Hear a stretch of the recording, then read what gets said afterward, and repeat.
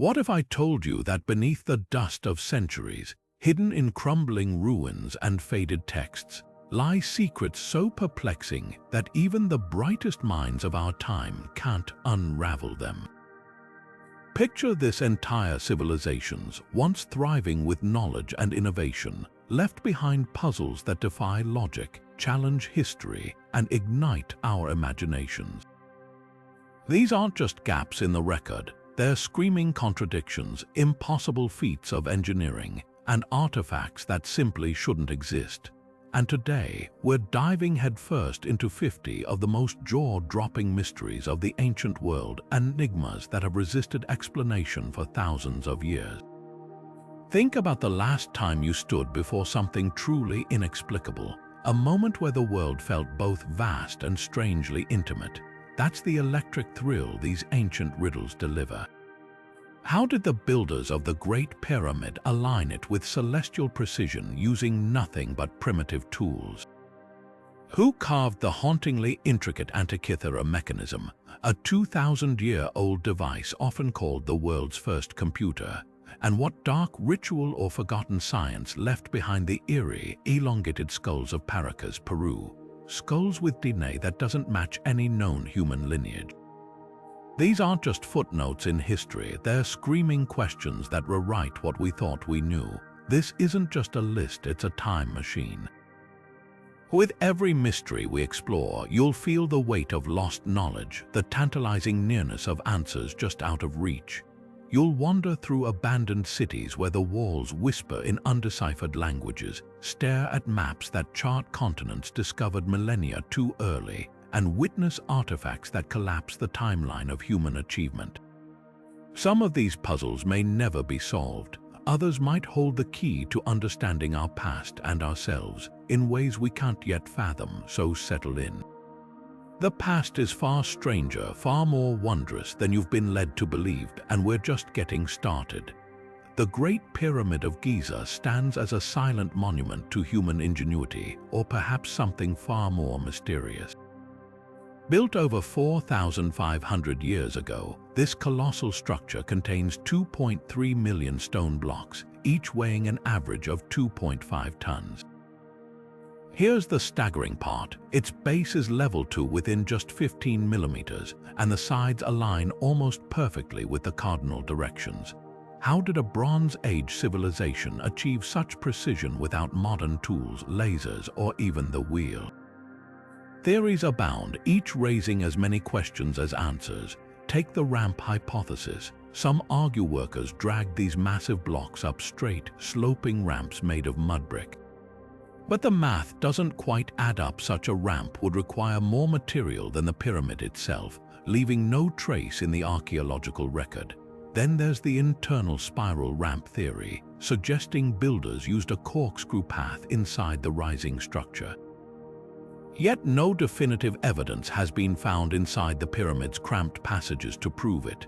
And let's not forget the logistics: organizing tens of thousands of workers to cut, transport, and position these stones with near-flawless accuracy would demand a level of coordination rivaling modern megaprojects.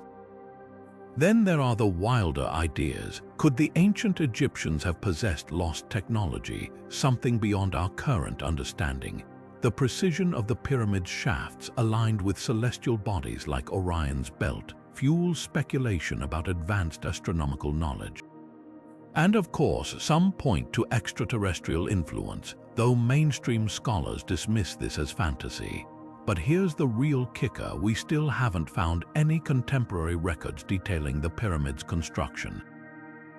No engineer's notes, no foreman's diary, just silence. The absence of evidence is as baffling as the pyramid itself, perhaps the most humbling thought. Despite centuries of study, we might never fully crack this puzzle. Every new discovery, like the hidden chambers detected by cosmic ray imaging, only deepens the mystery.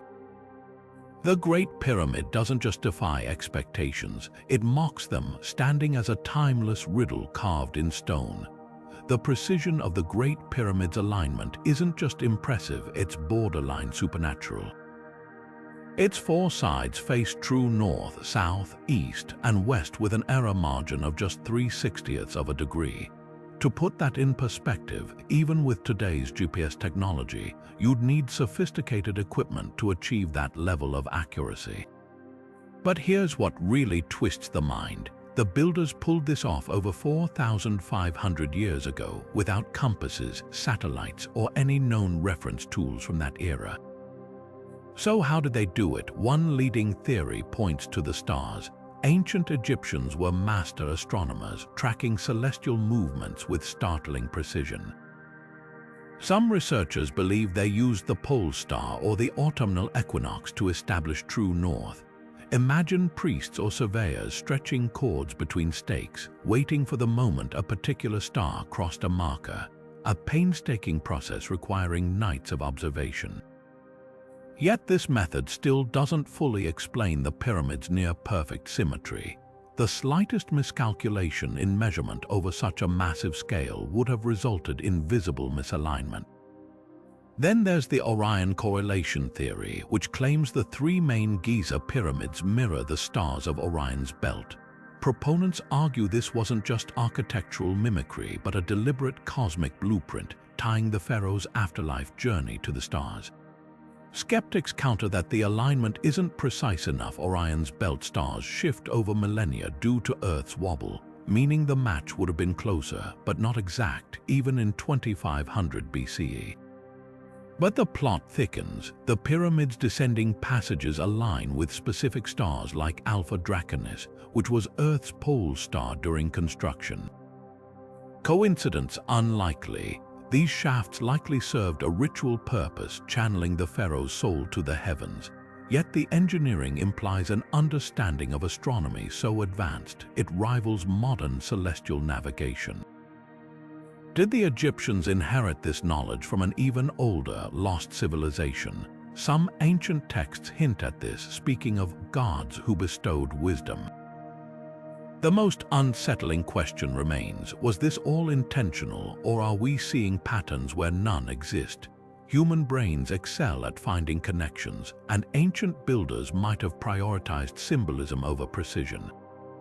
But WITH Chinese letter margins this small accident seems improbable.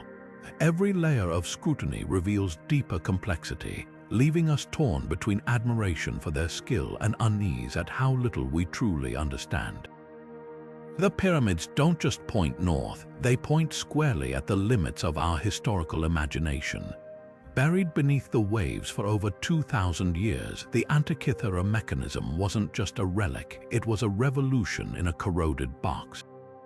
Discovered in 1901 by sponge divers off the coast of a tiny Greek island, this shoebox-sized bronze device lay encrusted with marine growth, its true nature hidden until decades later when X-rays revealed an intricate clockwork of interlocking gears.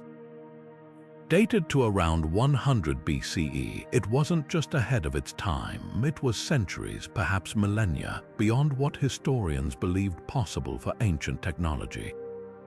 At first glance, you might mistake it for a navigational tool or decorative artifact, but this was no simple compass. The mechanism contained at least 30 precise bronze gears, some with teeth cut at exact angles to mesh perfectly with others. A level of mechanical sophistication comparable to 18th century Swiss watches. Its purpose, to track celestial movements with astonishing accuracy, predicting solar and lunar eclipses, the positions of planets, even the timing of ancient Olympic Games. This wasn't just a calendar, it was a portable cosmos, a miniature universe powered by hand cranks. What makes the Antikythera mechanism truly baffling isn't just its existence, it's the silence surrounding it. No other devices like this have ever been found from antiquity. Greek and Roman texts mention elaborate automata and mechanical wonders, but nothing matching this complexity. Even more perplexing, the knowledge required to build it seemingly vanished for over 1,000 years. Medieval European clockmakers would eventually recreate similar gear systems, but not until the 1400s. So how did this lone masterpiece emerge in a world supposedly without the tools or mathematics to conceive it? Some scholars argue it was the work of geniuses like Archimedes or Hipparchus, except neither left blueprints for such a device. Others speculate it came from a lost workshop in Rhodes, where oral traditions speak of sphere makers crafting celestial models. But here's the chilling possibility. What if the Antikythera mechanism wasn't unique? Could this single survivor hint at an entire lineage of ancient technology now lost to time? The shipwreck where it was found carried treasures from across the Mediterranean: statues, glassware, jewelry, but no other mechanisms. Was this a fluke of preservation, or did its creators guard these secrets fiercely? Modern reconstructions prove the device worked, but they can't explain its cultural isolation. Every gear, every inscription whispers of a sophistication that should have left echoes in other artifacts, yet we hear only silence. Perhaps the greatest mystery isn't how it functioned, but why its brilliance appears like a lightning strike in the archaeological record, a fleeting glimpse of knowledge we thought belonged to far later ages. The Antikythera mechanism doesn't just challenge our timeline of human ingenuity, it taunts us with the terrifying thought that some breakthroughs may rise and vanish without a trace. The Antikythera mechanism wasn't alone in defying the timeline of human innovation across the ancient world.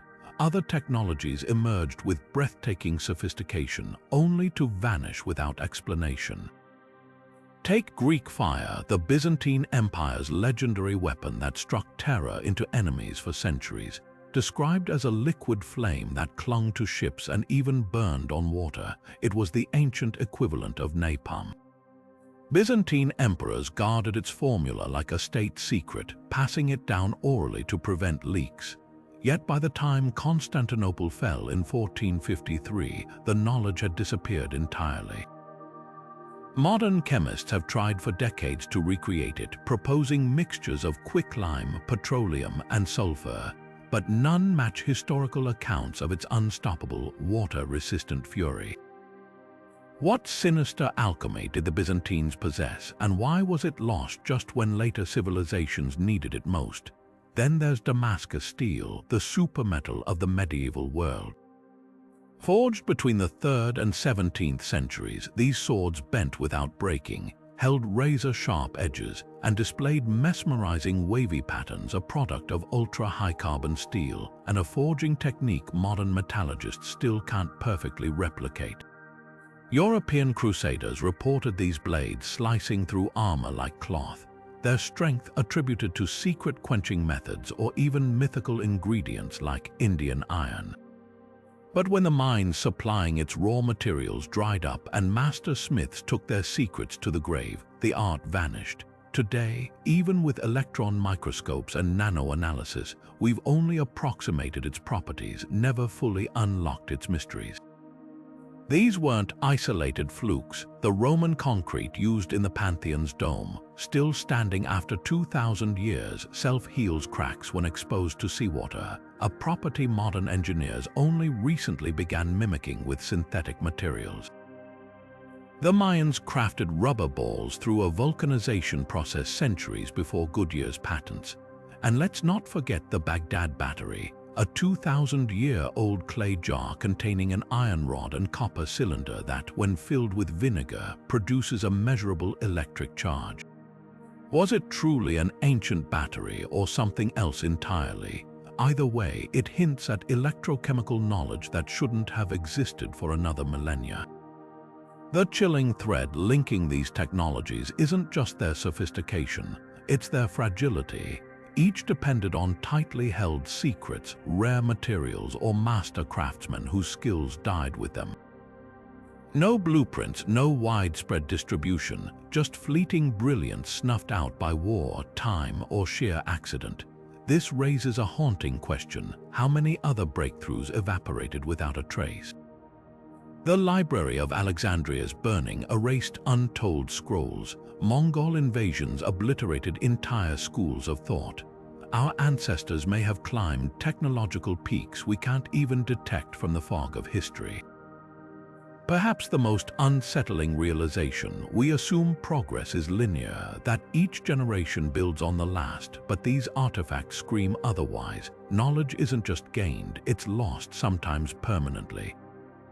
Every vanished technology whispers the same warning. Civilizations aren't just remembered by what they create, but by what they fail to preserve. Hidden away in a Yale University vault lies a book that mocks all attempts to read it, the Voynich Manuscript. Dating back to the early 1500s, this bizarre codex bursts with 240 pages of undeciphered text, flowing in an elegant yet utterly alien script. Alongside the writing, vivid illustrations depict botanical specimens no scientist can identify, astrological charts with impossible constellations, and nude women bathing in what appears to be a system of interconnected green pools. For over a century, the world's top cryptographers, linguists, and AI algorithms have attacked its pages, yet the manuscript guards its secrets with infuriating stubbornness.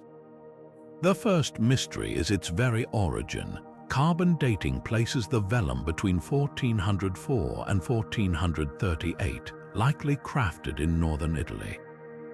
But who wrote it? Proposed authors range from medieval alchemists to extraterrestrial visitors, though the most plausible suspect remains an eccentric Renaissance scholar creating an elaborate hoax.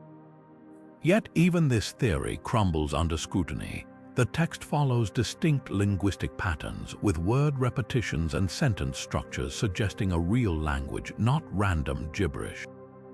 Statistical analysis reveals quirks like the second letter of each word often being vowels, a feature found in Semitic and Asian languages but rare in European ones. So why has no one matched it to any known tongue? Codebreakers from both world wars took their shot. William Friedman, who cracked Japan's purple cipher, spent decades obsessing over the manuscript only to die defeated. The NSA's best analysts, fresh from decrypting Soviet messages during the Cold War, applied advanced frequency analysis. Nothing. Even modern machine learning, trained on thousands of languages, hits a wall. Some argue the text is a cipher, a deliberate obfuscation of Latin or Hebrew. Others insist it's glossolalia, the language of angels spoken in religious trances. The most chilling possibility: it's written in a completely lost language, one without any surviving relatives to compare it to. Then there are the illustrations. Herbal pages show plants with bulbous roots and spiraling leaves, resembling nothing in European botany. Are they encrypted representations of real species or pure fantasy? The astrological section features zodiac symbols, but the diagrams show celestial arrangements that don't match any known medieval astronomy. And the so-called biological section, rows of tiny naked women linked by tubes to star-shaped organs, looks like a hallucinatory vision of human anatomy. One theory suggests these depict proto-scientific concepts, like a medieval take on lymphatic systems or alchemical processes. Another posits they're symbolic, mapping spiritual rather than physical truths. Perhaps the manuscript's greatest trick is how it weaponizes ambiguity. Every proposed solution collapses under its own assumptions. A 2017 study claimed to identify Hebrew origins using AI, but the translations produced were nonsensical.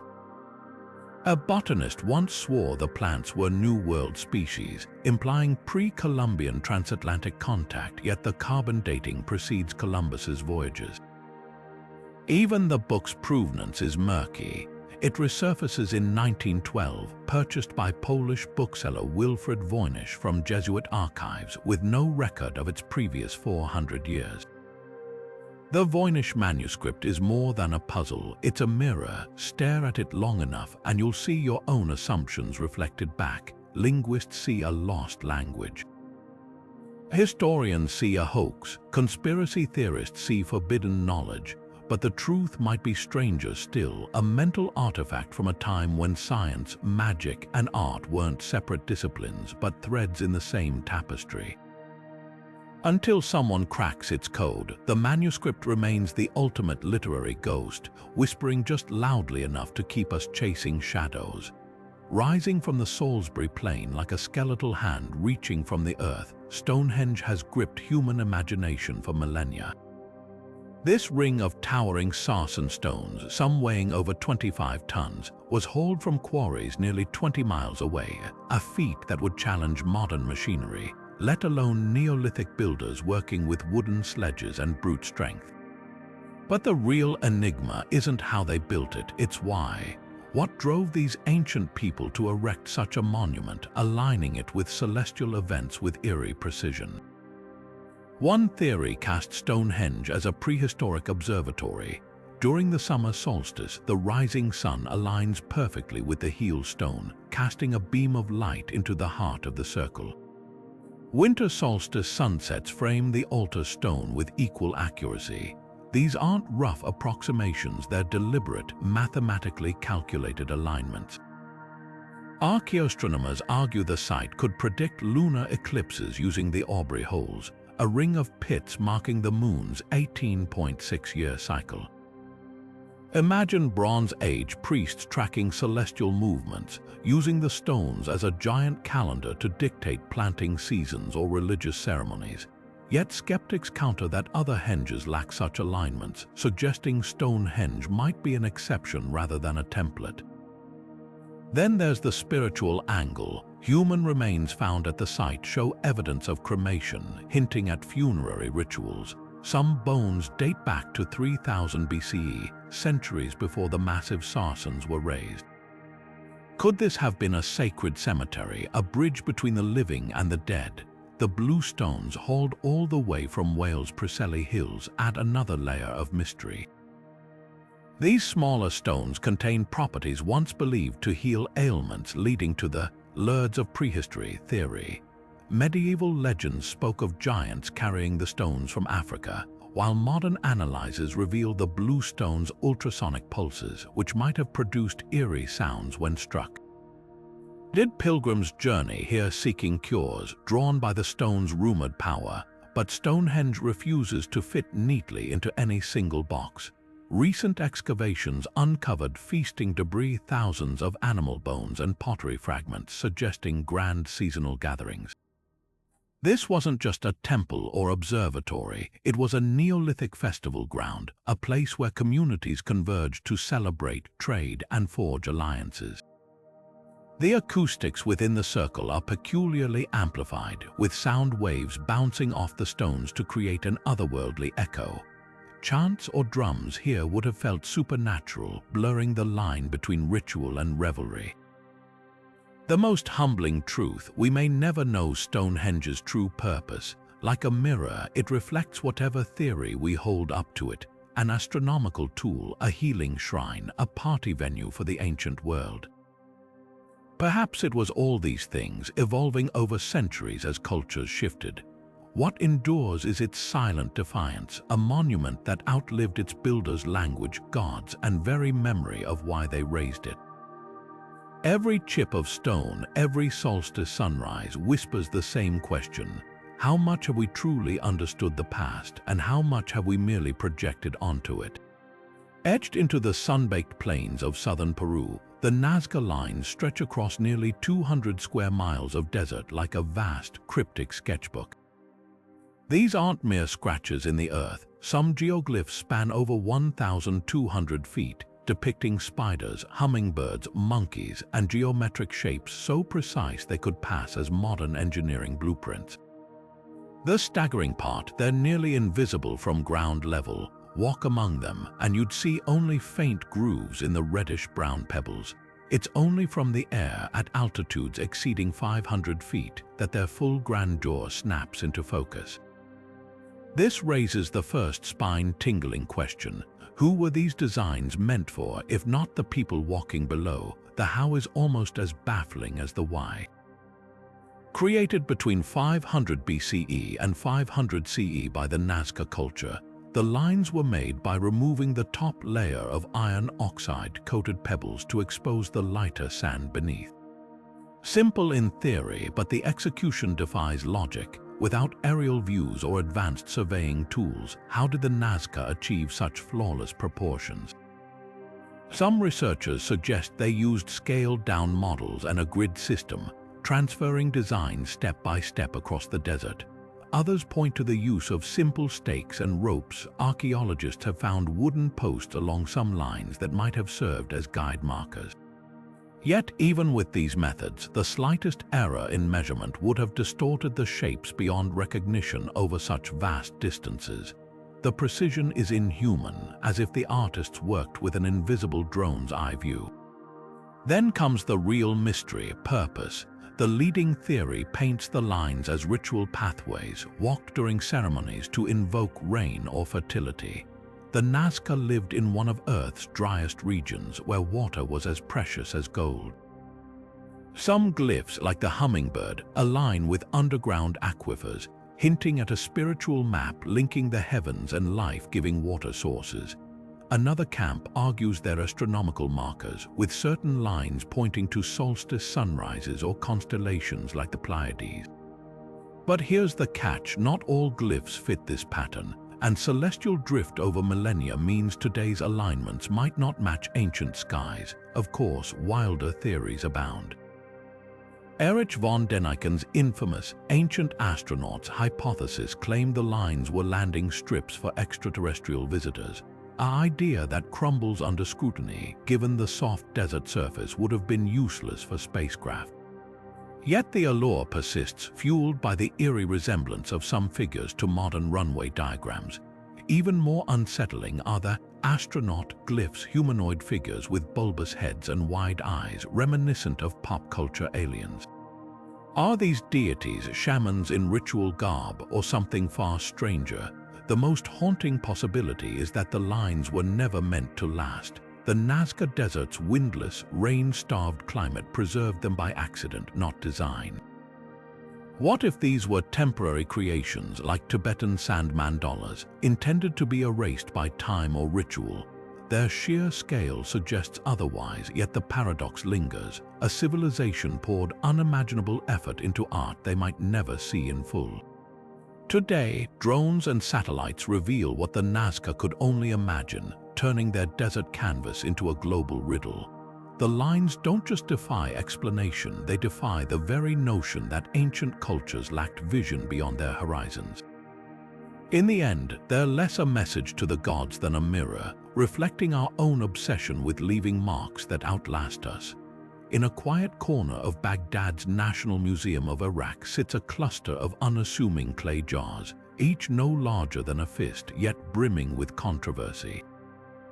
Discovered in 1936 near the ancient village of Kujat Rabu, these artifacts date back to the Parthian period around 200 BCE to 200 CE. At first glance, they look like ordinary storage vessels, but their contents tell a different story. Inside each jar lies a copper cylinder housing an iron rod, sealed with asphalt or bitumen, a combination that, when filled with an acidic liquid like vinegar or lemon juice, produces a measurable electric charge. The implications are staggering. Could these really be 2,000-year-old batteries? The idea isn't as far-fetched as it sounds.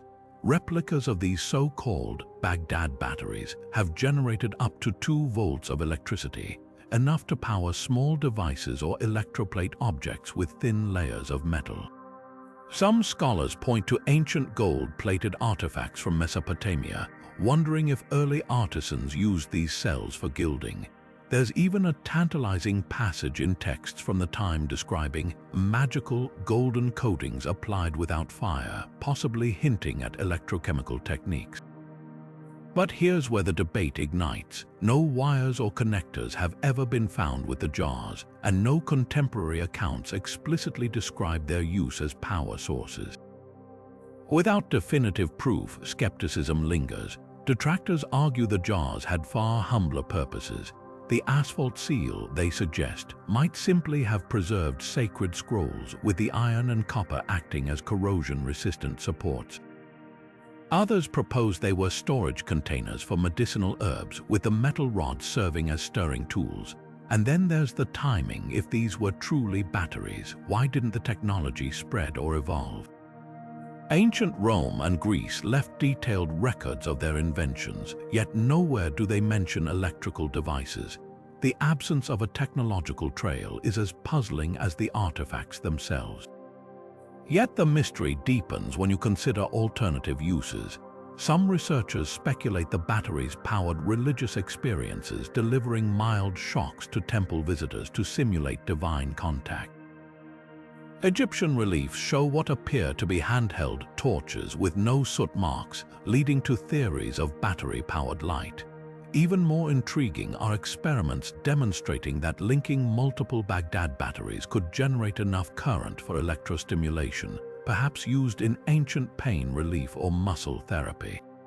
What makes these jars so captivating isn't just their potential function, but what they reveal about how we interpret the past. We're quick to label ancient artifacts based on modern frameworks, calling them batteries because they fit our understanding of electricity. But what if their true purpose was something we've yet to imagine? The Baghdad batteries stand as a testament to human ingenuity, yes, but also to the vast gaps in our knowledge. For now, they remain silent, holding their charge of secrets, waiting for the spark of discovery that might finally illuminate their purpose. Plato first spun the tale of Atlantis around 360 BCE, but here's what most people miss: he never presented it as myth. In his dialogues Timaeus and Critias, he framed the story as historical fact, relayed to him by Egyptian priests who claimed the island empire had thrived 9,000 years before their time. A civilization so advanced it mocked the technological limits of antiquity. Sprawling golden temples, concentric canals, and mysterious energy sources called orichalcum that powered their city. Then, in a single cataclysmic night, earthquakes and tsunamis swallowed Atlantis whole, erasing it from history. But was this cautionary fable about hubris or a distorted memory of a real place? The search for Atlantis has fixated on two tantalizing candidates. First, Santorini, a volcanic island whose eruption around 1600 BCE obliterated the Minoan civilization. The parallels are eerie: advanced seafaring culture, sudden destruction, even the concentric layout of Akrotiri's ruins mirroring Plato's description. But here's the wrench in the theory: Plato's timeline is off by thousands of years, and Santorini's too small to match Atlantis's alleged size. Then there's the Azores hypothesis. Satellite scans revealed submerged geometric structures near these mid-Atlantic islands, sparking claims of man-made ruins. Ocean core samples show the sea level here was 300 feet lower 12,000 years ago, exposing potential landmasses during Plato's purported Atlantis era. Yet no definitive artifacts have surfaced, leaving skeptics to dismiss the shapes as natural basalt formations. But what if Atlantis wasn't a single place but a collage of disasters? The Richat structure in Mauritania, a giant bullseye in the Sahara, matches Plato's ringed city description with uncanny precision. Ancient riverbeds suggest it was lush millennia ago, fitting his "beyond the pillars of Hercules" clue. Meanwhile, in southern Spain, archaeologists uncovered a silt-buried city near Cadiz with Atlantean hallmarks. Concentric walls and evidence of a tsunami strike around 9000 BCE. Could fragments of multiple lost cities have merged into one legendary metropolis over generations of storytelling? The legend's staying power lies in its ambiguity. Every era molds Atlantis to its fears, a warning about ecological collapse for climate-conscious moderns, or a beacon of utopian technology for New Age dreamers. The lack of evidence doesn't deter believers, it fuels them. After all, if a civilization vanished without a trace once, couldn't it happen again? Atlantis isn't just a place we've lost, it's the ghost of every society that dared to reach too far, then vanished beneath the waves of time. East of Japan's coast, where the Pacific's depths plunge into darkness, lies a stretch of water so treacherous that fishermen whisper its name like a curse, the Devil's Sea. Long before the Bermuda Triangle gripped the modern imagination, this 700-mile radius of ocean near Moai Island was already infamous for swallowing ships whole. Japanese records from as early as the 1200s describe vessels vanishing without storms or distress signals. Just empty hulls bobbing on eerily calm waters, crews gone as if plucked by invisible hands. The parallels to the Atlantic's triangle are uncanny, but here's the chilling difference. The Devil's Sea's horrors aren't just modern legends. They're woven into centuries of folklore, suggesting something far older and far stranger lurks beneath these waves. What makes this region so deadly? Start with the geography. The Devil's Sea sits atop the Izu-Ogasawara Trench, where tectonic plates grind against each other, triggering frequent earthquakes and underwater volcanoes. Sudden methane eruptions could theoretically create frothing water that loses buoyancy, dragging ships down in moments, a phenomenon documented in the North Sea's Bermuda Triangle equivalent, the Witch Ground. But that doesn't explain the vanishings on clear, windless nights. Then there's the Kuroshio Current, a swirling oceanic river stronger than the Gulf Stream, capable of carrying debris or entire ships hundreds of miles off course within hours.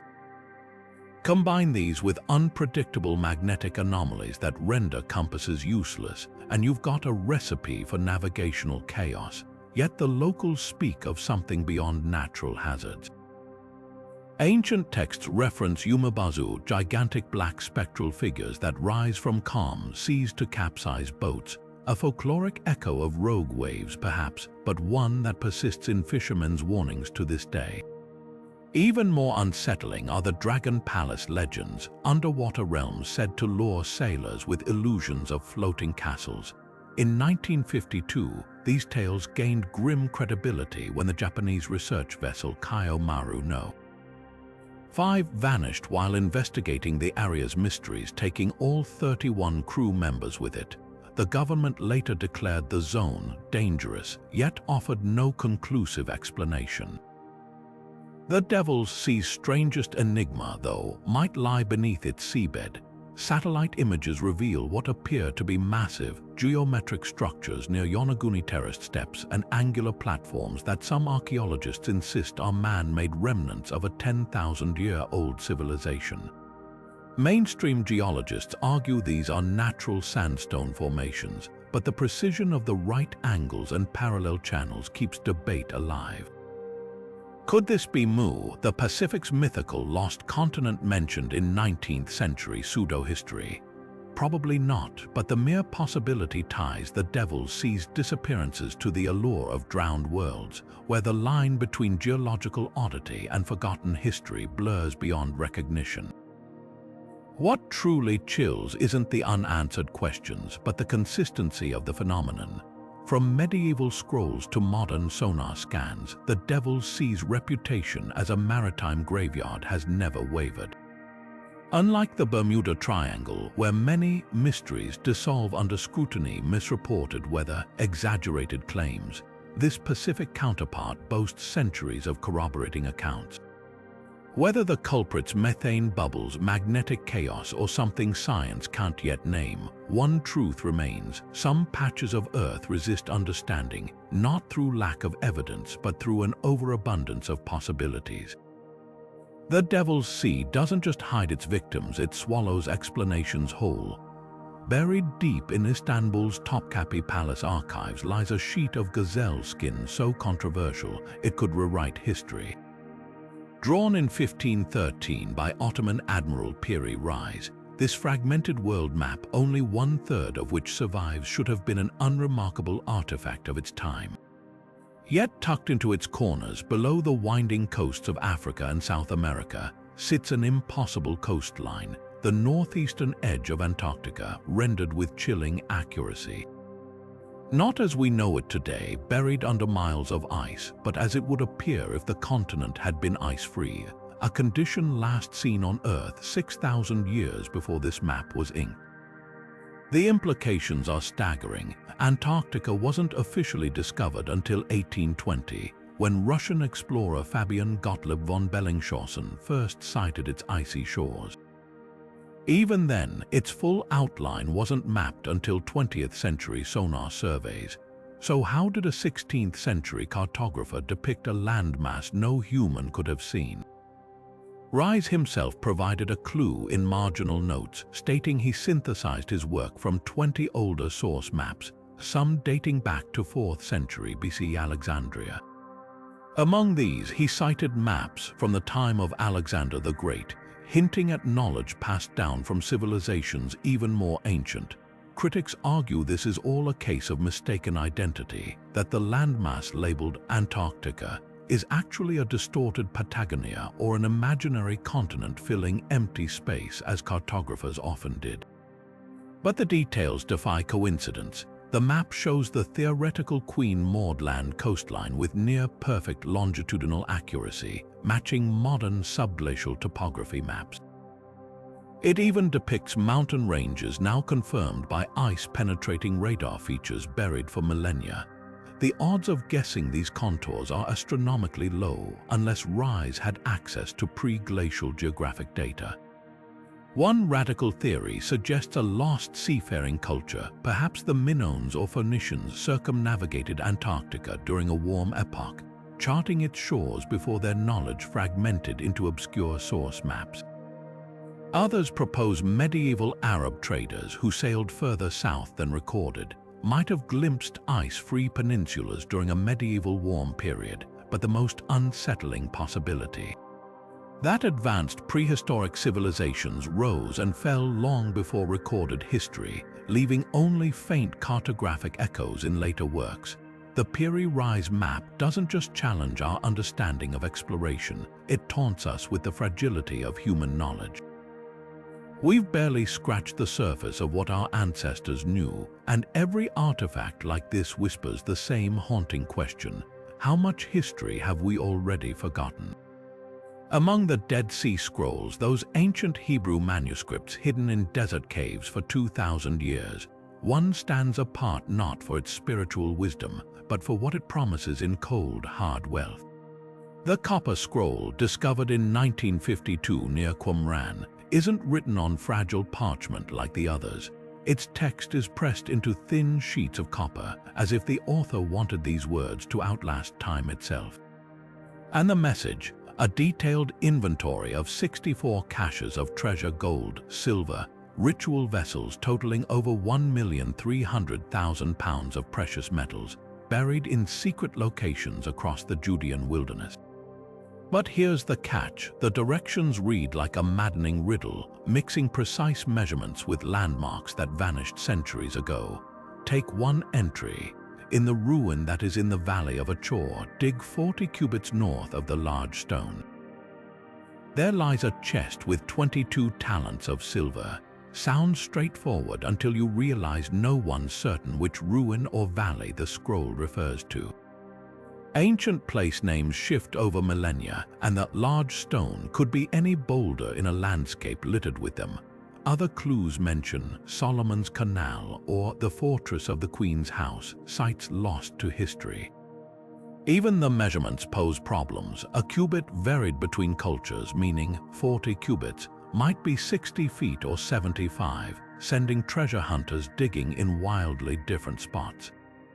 Theories about the scroll's origins only deepen the intrigue. Most Dead Sea Scrolls are tied to the Essenes, a Jewish sect, but the Copper Scroll's language is cruder, its script more utilitarian. Some scholars argue it's a temple treasure map, listing valuables hidden before the Romans sacked Jerusalem in 70 CE. Others suspect it's a clever fraud designed to send greedy pursuers on wild goose chases. But the copper medium suggests otherwise. Why go to such expense and effort for a hoax? More tantalizing is the possibility that the treasure belonged to the Bar Kokhba rebels, who stashed weapons and wealth ahead of their ill-fated revolt against Rome in 132 CE. Modern searchers have followed the scroll's clues with mixed results. In 1962, archaeologist John Allegro led an expedition to a cave near the Jordan River, convinced a passage pointed there. They found nothing but ancient debris. Infrared scans and ground-penetrating radar have since swept likely areas, yet no chests of silver or gold bars have surfaced. The closest discovery, a cave near Qumran in 2014, where archaeologists unearthed an empty wooden box, possibly one referenced in the scroll, long since looted. What makes the copper scroll uniquely frustrating is its duality. It's the most factual of the Dead Sea Scrolls, listing weights and locations with bureaucratic precision, yet its practicality crumbles the moment you try to use it. Like a mirage, the closer you get, the more the treasure slips away. Perhaps that's the point. Some cultures buried wealth ritually, never intending recovery, a gift to the earth or the divine. Or maybe the treasure was found centuries ago by someone wise enough to leave no trace. Whatever the truth, the copper scroll endures as history's ultimate scavenger hunt, daring us to solve a puzzle whose answer may already be lost to the desert wind. Hidden beneath the quiet hills of Zhejiang Province, China, lies an underground marvel that defies both scale and logic. The Longyu Caves, discovered in 1992 when a curious villager drained a local pond. These caverns aren't natural formations. They're a sprawling network of 24 hand-carved chambers, each reaching heights of nearly 100 feet, with walls so precisely angled they form perfect 90-degree corners. The sheer volume of rock removed, estimated at 900,000 cubic meters, equals the material needed to build 2,500 Olympic-sized swimming pools. Yet what's truly staggering isn't just the cave's size, but their age.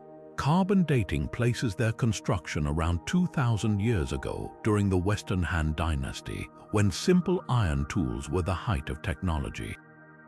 How did laborers achieve such precision without modern measuring devices? The walls bear uniform chisel marks spaced exactly 20 inches apart, suggesting an organized, almost assembly line approach. But here's the real head-scratcher. The ceiling arches aren't just functional, they're adorned with intricate, symmetrical patterns of parallel grooves, a decorative flourish requiring painstaking effort in near-total darkness. Even more perplexing, no contemporary records mention the cave's construction. For a project this massive, involving what must have been thousands of workers over decades, the historical silence is deafening. Theories about their purpose range from practical to fantastical. Some scholars argue they were imperial mining operations, quarrying limestone for nearby cities. But why decorate a mine? Others propose they served as hidden military bunkers or granaries, though no residue of stored goods has been found. Local folklore whispers of dragon kings and underground palaces, tying the caves to mythical rulers who commanded subterranean realms. Then there's the acoustics. Certain chambers amplify sound eerily, leading to speculation they were used for ritual chanting. But the greatest enigma lies in their preservation. Despite centuries of humidity and seismic activity, not a single cave has collapsed. The ancient engineers seem to have understood load distribution intuitively, leaving supporting pillars at mathematically optimal intervals. Modern laser scans reveal that the angles of the walls and ceilings counteract gravitational stress with near-scientific precision. Were these builders working from some lost manual of underground architecture, or was this knowledge passed down through generations only to vanish? The Longyu Caves don't just challenge our assumptions about ancient engineering, they force us to confront how little we know about the ambitions of past civilizations. Standing in these echoing halls, you can't help but wonder, what drove people to carve such grandeur beneath the earth, knowing few would ever see it?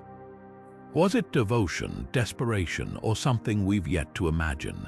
The caves offer no answers, only the mute testimony of 1,000 chisel strokes, each one a silent question in the dark. Stretching across the windswept plains of Brittany, France, the Karnak stones form one of the most perplexing megalithic landscapes on Earth. Nearly 3,000 weathered monoliths stand in eerie, meticulous rows, some towering over 13 feet tall, others barely knee-high, yet all positioned with a precision that defies their ancient origins. Dating back to 4,500 BCE, these stones predate Stonehenge by over 1,000 years and the pyramids of Giza by 2 millennia. But unlike those iconic monuments, Karnak's purpose remains shrouded in whispers and wild speculation. Were they an astronomical calculator, a sacred cemetery, or something far more practical? The sheer scale of the site stuns first-time visitors. The main alignments Mainek, Kermario, and Kerleskan comprise over 2,800 stones across 7 converging rows, stretching nearly 2.5 miles in total. Unlike the chaotic clusters of other Neolithic sites, Karnak stones follow near geometric parallelism, as if drawn by some prehistoric surveyor's string. Local legends claim that a Roman legion turned to stone by the wizard Merlin, a fanciful tale, but one that hints at the awe they've inspired for centuries. Modern archaeologists face a tougher puzzle. How did a society without written language or advanced tools coordinate such a project? The granite blocks, quarried from miles away, would have required hundreds of laborers to transport using nothing but wooden sledges and rope. Astronomers have long fixated on Karnak's potential celestial connections. Certain alignments point to solstice sunrises, while others frame the moon's extreme northern standstill, an event occurring only every 18.6 years. Researcher Alexander Thom proposed the site was a gigantic Neolithic computer, its rows acting as sightlines to predict eclipses or seasonal changes. But critics note that erosion and missing stones muddy these theories. Even more compelling are the dolmens and tumuli scattered among the rose-chambered tombs, suggesting Karnak doubled as a vast funerary complex. Could the stones mark pathways for the dead, guiding spirits toward the afterlife? Yet not all theories lean spiritual. Some scholars argue the rows served as territorial markers or cattle corrals, though the effort seems excessive for such mundane uses. Another provocative idea casts them as a seismic early warning system.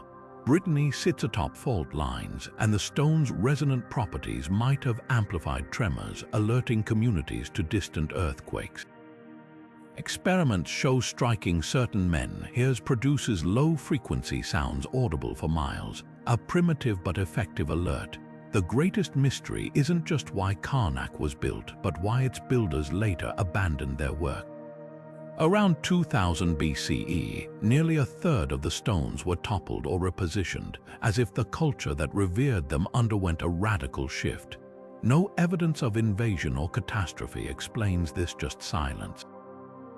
Today, the stones stand as both monument and riddle, their original meaning eroded by time as surely as their surfaces by Atlantic winds.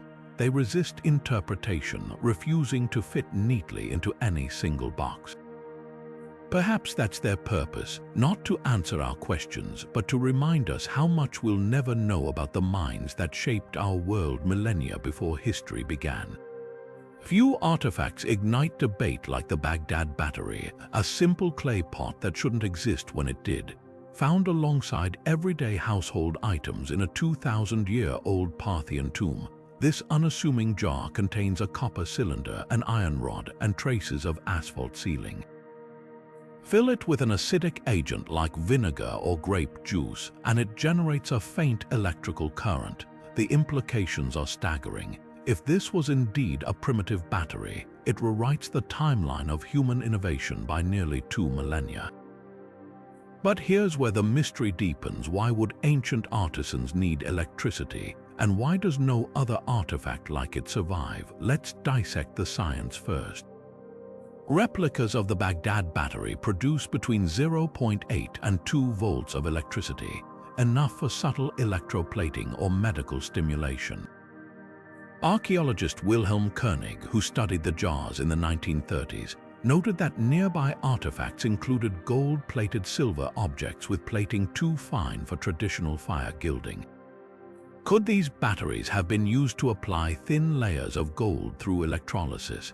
Experiments confirm it's possible, though no direct evidence links the jars to plating workshops. Skeptics counter that the voltage is too weak for practical use, and the asphalt seal, a terrible conductor, would have prevented efficient current flow. Yet what if the seal wasn't part of the circuit but a preservative, keeping the electrolyte from evaporating? The medical angle offers another tantalizing possibility. Ancient Greek and Egyptian texts describe treatments for pain using electric fish like the torpedo ray. Could the Baghdad battery have served a similar purpose? Mild electrical pulses applied to temples or joints might have relieved ailments, mimicking the fish's numbing effect. Some even speculate the jar's powered, miraculous temple display statues that tingled worshippers' fingers or emitted faint glows via bioluminescent chemicals. But without written records, these theories remain speculative. Then there's the unsettling question of isolation. If the Parthians or their predecessors understood basic electricity, why doesn't this knowledge appear elsewhere? No wires, switches, or complementary devices have surfaced. The Roman Empire, famed for engineering marvels, left no hint of electrical experimentation. This lone artifact feels like a technological orphan, a single page torn from a much larger manual. Perhaps the truth lies in the gray area between accident and intention. The Baghdad battery might have been a serendipitous discovery, its creators unaware of the physics behind the phenomenon they harnessed. Like many ancient innovations from fermented drinks to forged metals, its use could have been ritualistic or symbolic rather than scientific. But the very existence of such an object forces us to reconsider the boundaries of ancient ingenuity. What other fragments of forgotten knowledge lie buried, waiting to disrupt our neat historical narratives? The Baghdad battery doesn't just challenge our assumptions, it humbles us, a quiet reminder that the past is always more inventive than we dare imagine. High on the walls of Hathor's temple at Dendera, Egypt, a relief carved 2,000 years ago shows a scene that sparked frenzied debate. At first glance, it resembles a giant light bulb, an elongated glass vessel enclosing a snake-like filament tethered by cables to a box held by a kneeling figure. Surrounding it are priests and cryptic hieroglyphs that some claim describe a radiant secret of the gods. To believers in alternative history, this is smoking gun evidence that ancient Egyptians harnessed electricity. Mainstream Egyptologists, however, roll their eyes at the interpretation. So who's right? Let's dissect the so-called Dendera light. The relief appears in a crypt deep within the temple, part of a series depicting the creation myth. Orthodox scholars identify the bulb as a symbolic representation of the lotus flower cradling the sun god Ra's nightly journey through the underworld. The snake is the deity Harsomptus, embodying divine energy, while the cables are stylized lotus stems or ritual ropes. The kneeling figure, likely an image of Her, the god of infinity, supporting cosmic order. This interpretation aligns with countless other Egyptian artworks where serpents emerge from lotuses to symbolize rebirth and celestial cycles. But the light bulb camp isn't convinced. They point to the Baghdad battery as proof of ancient electrical knowledge, arguing Dendera's relief shows a working device. Engineer Walter Gahn in the 1980s even built a replica based on the carving, a copper-clad bulb that emitted a faint glow when electrified. Skeptics counter that Gahn's model required modern materials and wiring absent from archaeological records. More damningly, no soot marks or heat damage appear on Dendera's ceilings, which you'd expect from widespread electric lighting. Egyptians famously used oil lamps and reflective copper plates to illuminate tombs. Why wouldn't they mention this revolutionary technology in their meticulous records? The debate exposes a deeper tension in how we interpret ancient symbols. Human brains instinctively seek familiar patterns, a cognitive bias called pareidolia. To modern eyes, the Dendera carving looks uncannily like a Crookes tube, an early lightbulb precursor, but context matters. Egyptian art was highly stylized, using standardized motifs to convey spiritual concepts, not technical manuals. The same temple features carvings of gods with animal heads. No one suggests Egyptians literally believed in jackal-faced deities. Yet dismissing alternative views outright risks another kind of blindness. Mainstream archaeology once scoffed at claims the Antikythera mechanism was more than a navigational toy. Until advanced imaging proved otherwise, could Dendra's priests have encoded practical knowledge in sacred imagery?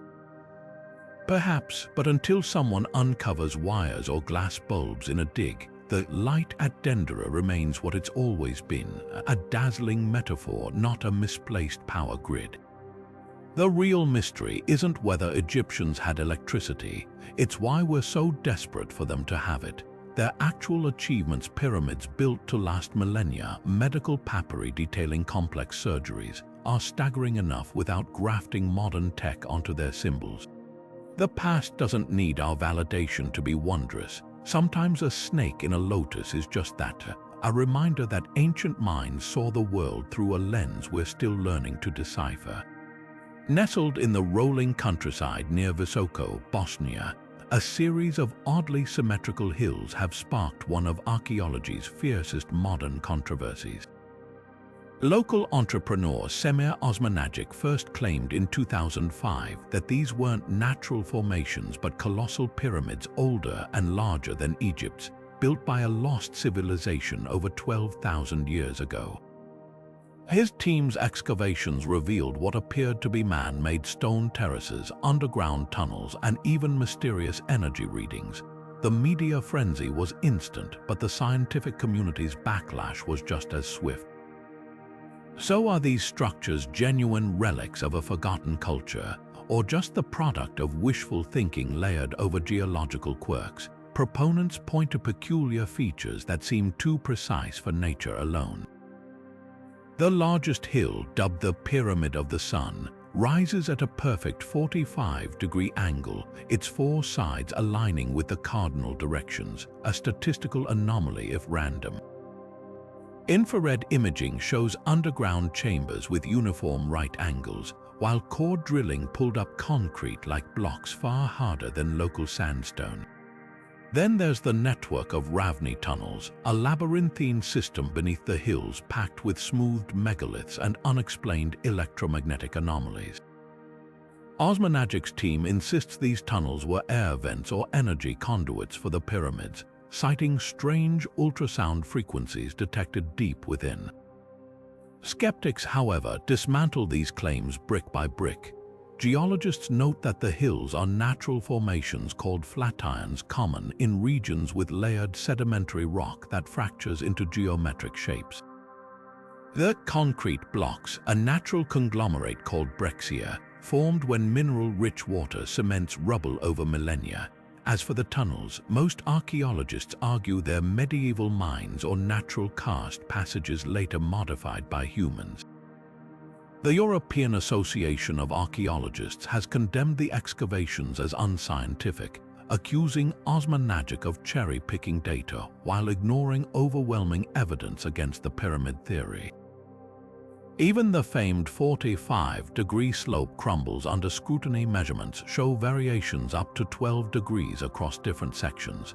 The debate takes a stranger turn with claims of healing energies and ancient frequencies. Visitors report feeling vibrations or warmth near certain stones, leading to theories the pyramids were power plants or resonance chambers. Mainstream scientists dismiss this as the placebo effect, yet it raises a broader question.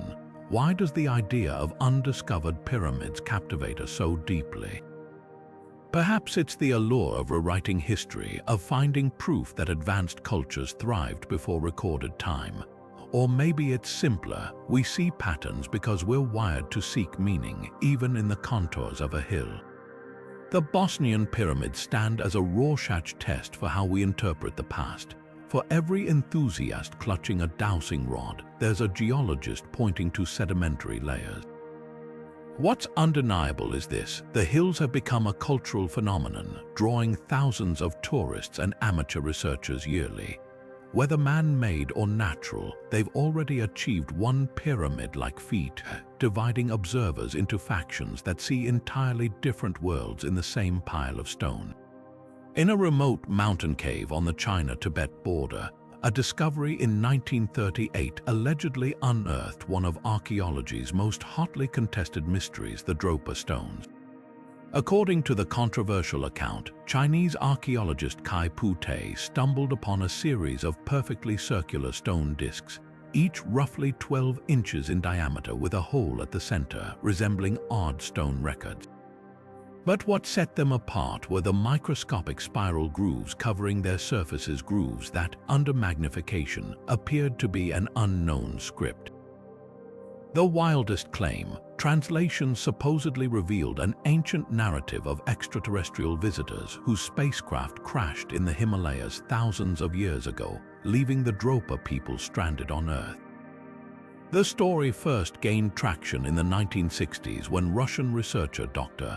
Vyacheslav Sayshev published analyses claiming the discs contained high concentrations of cobalt and other metals, vibrating at unusual frequencies when tested. Even more bizarre, he alleged that hieroglyphic-style markings told the story of beings from Sirius who couldn't repair their ship and eventually integrated with local tribes. But here's where skepticism takes over. No credible institution has ever examined the original discs, and Kai Pu-te's expedition records, if they existed, have vanished. Mainstream archaeologists dismiss the tale as an elaborate hoax, pointing out that the only evidence comes from sensationalized magazine articles and unverified second-hand accounts. Yet the legend persists, fueled by odd details. Some versions mention skeletons found near the disc's frail, large-headed beings matching classic gray alien descriptions. Others reference Tibetan monks who supposedly still preserve fragments of the stones as sacred relics. The truth likely lies in a muddle of misinterpretation and myth. Similar Neolithic stone discs exist across Asia, often used as ritual objects or spindle walls. The writing could be natural erosion patterns or decorative carving worn down over centuries. As for the alien narrative, it conveniently mirrors 20th century UFO lore, suggesting modern embellishment. What makes the Dropa stones fascinating isn't their dubious extraterrestrial links, it's how they exemplify humanity's hunger for hidden histories. We're drawn to artifacts that promise to shatter conventional timelines, even when evidence crumbles under scrutiny. The discs may never be proven genuine, but their legacy endures as a cautionary tale about the fine line between mystery and myth. Sometimes the most compelling stories aren't those written in stone, but those we wish were. Deep in the private collections of Peru, a set of mysterious stones challenges everything we think we know about history. The Ica stones, thousands of carved andesite rocks allegedly discovered near the town of Ica in the 1960s, depict scenes that shouldn't exist: humans interacting with creatures unmistakably resembling dinosaurs, performing medical surgeries, and even studying celestial maps with advanced precision. At first glance, they seem like impossible relics of a lost civilization that witnessed prehistoric beasts. But the truth behind these artifacts is far stranger than any ancient mystery. The man at the center of the controversy was Dr. Javier Cabrera, a Peruvian physician who amassed over 15,000 of these stones, turning his home into a makeshift museum. According to Cabrera, local farmers unearthed the stones from cave burials, their carvings preserved by the dry desert climate. The imagery is startling: triceratops with saddle-like harnesses, humans wielding tools while standing beside stegosaurs, and what appear to be telescopes pointing at comet-filled skies. If genuine, these stones would rewrite human history, proving that some ancient culture possessed knowledge of dinosaurs millions of years before modern science identified them. But here's the twist. In 1975, two of the so-called farmers confessed to creating the stones themselves, etching the designs with dental drills and aging them with cow dung to mimic antiquity. They admitted selling the fakes to tourists, capitalizing on the region's archaeological mystique. Scientific analysis seemed to confirm their claims. Microscopic scratches on the stones showed modern tool marks inconsistent with ancient carving techniques. Geologists also noted the absence of oxidation layers that would have formed over centuries, suggesting the engravings were recent additions. Yet true believers refused to let the hoax theory rest. Some argue that only a fraction of the stones were fakes, and that Cabara's vast collection includes genuine artifacts mixed in with forgeries. Others point to similar motifs in pre-Columbian pottery and textiles, suggesting a cultural memory of dinosaurs or mythical beasts that coincidentally resemble them. The most fringe theorists propose that the stones preserve Atlantean or extraterrestrial knowledge, passed down through generations before being buried for safekeeping. What makes the Ica stones uniquely compelling isn't their authenticity, it's their psychological grip. They tap into a deep-seated human desire to uncover hidden histories, to believe that our ancestors knew more than we give them credit for. Even as science dismisses them as clever fakes, the stones endure as cultural artifacts in their own right, revealing just as much about modern myth-making as ancient civilizations. Whether hoax or history, they force us to ask, why are we so eager to find proof of the impossible? The answer might say more about us than the stones themselves. Perched high above the ancient Inca capital of Cuzco, the walls of Sacsayhuamán stand as a jaw-dropping monument to engineering brilliance. These zigzagging fortifications, built from massive limestone blocks, some weighing as much as 200 tons, the equivalent of 35 adult elephants, defy all conventional wisdom about what's possible with Bronze Age technology. The stones aren't just stacked, they're interlocked with such staggering precision that even after 500 years of earthquakes, not a single blade of grass can wedge between them. No mortar was used, yet the gaps are so minute that modern engineers using laser levels struggle to replicate the fit. How did a civilization without wheels, iron tools, or even a written language accomplish this? The secret might lie in a blend of patience and physics. Inca stonemasons likely used a technique called ashlar masonry, where each block was painstakingly shaped to match its neighbor. But here's what textbooks don't always mention. The blocks aren't just flat, their edges are subtly rounded, creating a slight convexity that helps distribute seismic forces. During earthquakes, the stones dance without collapsing, settling back into place like a 3D puzzle. Some researchers believe the Incas used clay molds or wooden templates to transfer the contours from one stone to another, then ground the surfaces with sand and water until they achieved that impossible fit. Others point to tiny protrusions left on unfinished stones, suggesting they might have been used as handles for trial and error adjustments. Then there's the question of transport.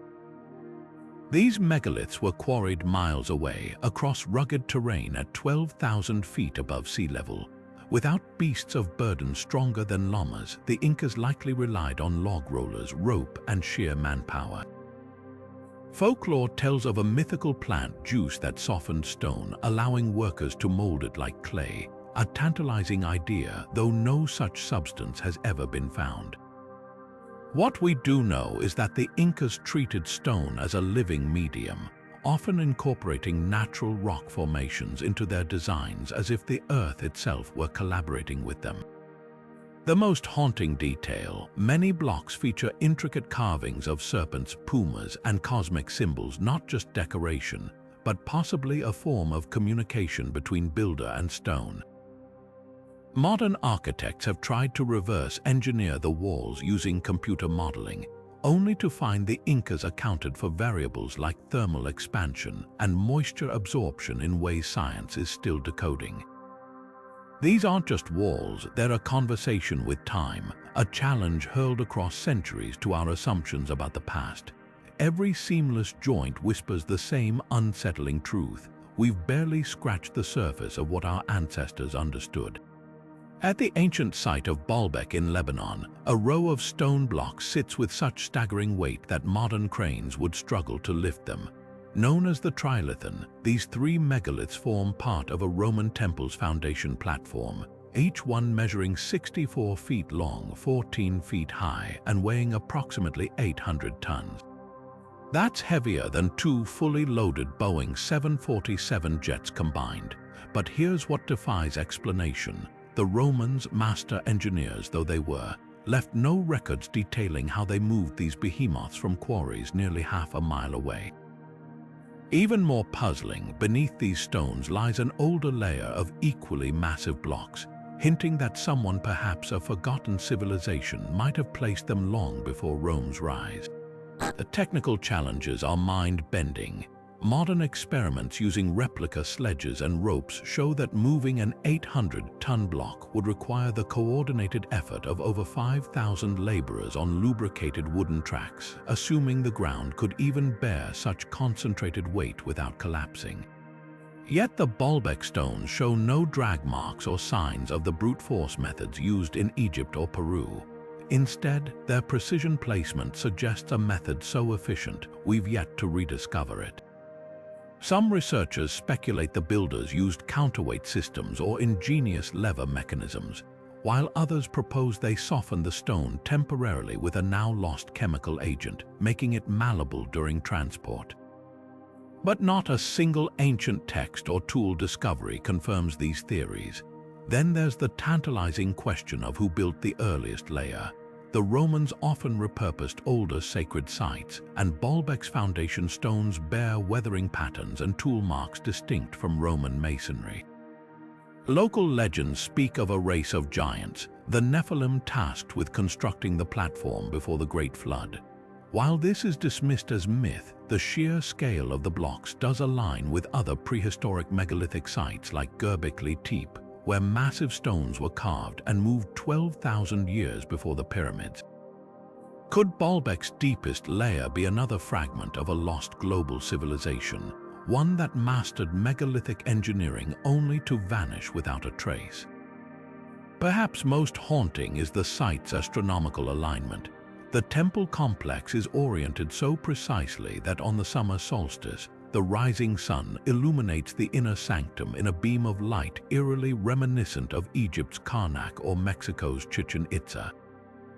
This wasn't just engineering, it was celestial poetry. Whether Roman or older, the builders didn't just move mountains of stone, they choreographed them with the cosmos. Today, Baalbek's megaliths stand as both monument and riddle.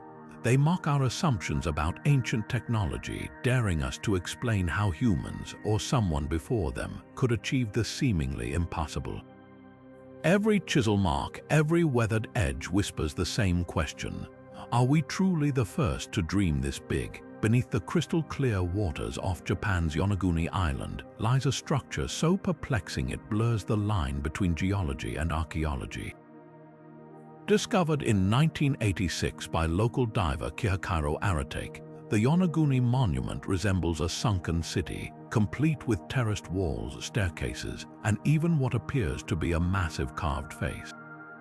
The largest formation stretches nearly 500 feet long and 90 feet tall, a sprawling complex of right angles and flat platforms that seem meticulously planned.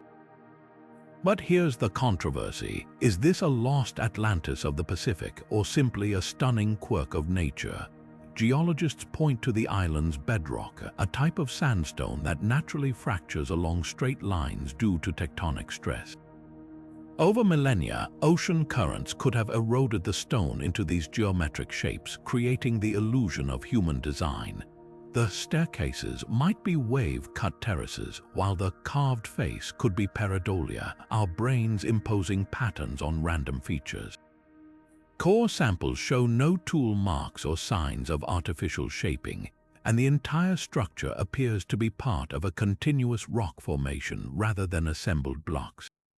Yet the man-made theory refuses to sink. Proponents highlight features that defy natural explanation. Two round holes aligned perfectly at the structure's summit, possibly for mooring posts, and a straight trench running 70 feet with unnaturally sharp corners.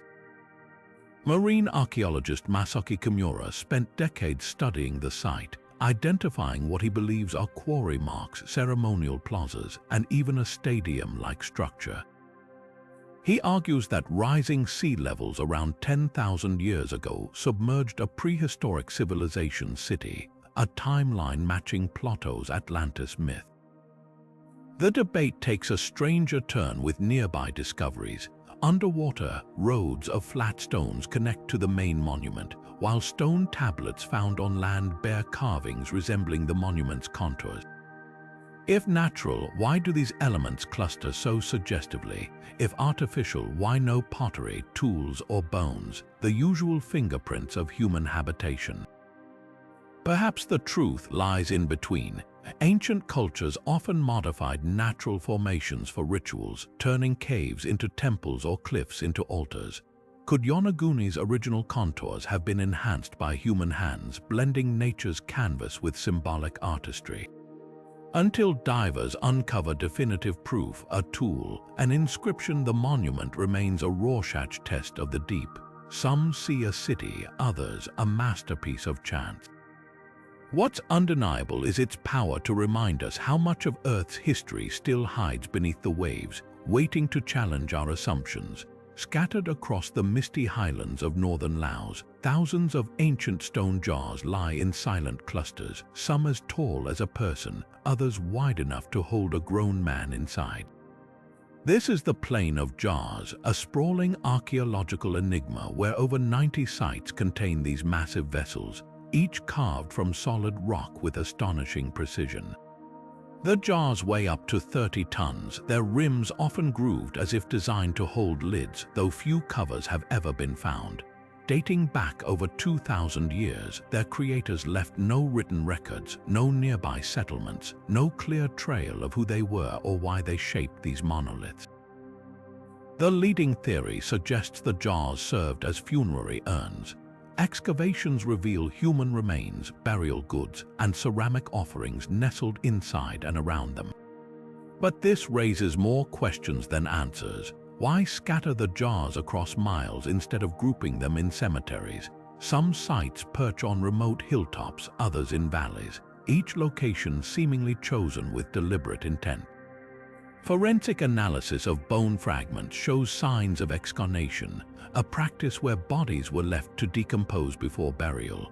Were the jars part of a sky burial ritual, their open mouths symbolizing vessels for the soul's ascent? Or did they hold fermented rice wine for grand funeral feasts, as local oral traditions suggest? Then there's the mystery of construction. The jars are hewn from sandstone, granite, and even harder conglomerate materials requiring metal tools to shape.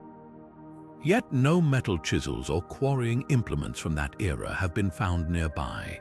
Even stranger, some jars were transported from quarries up to 8 miles away across rugged terrain.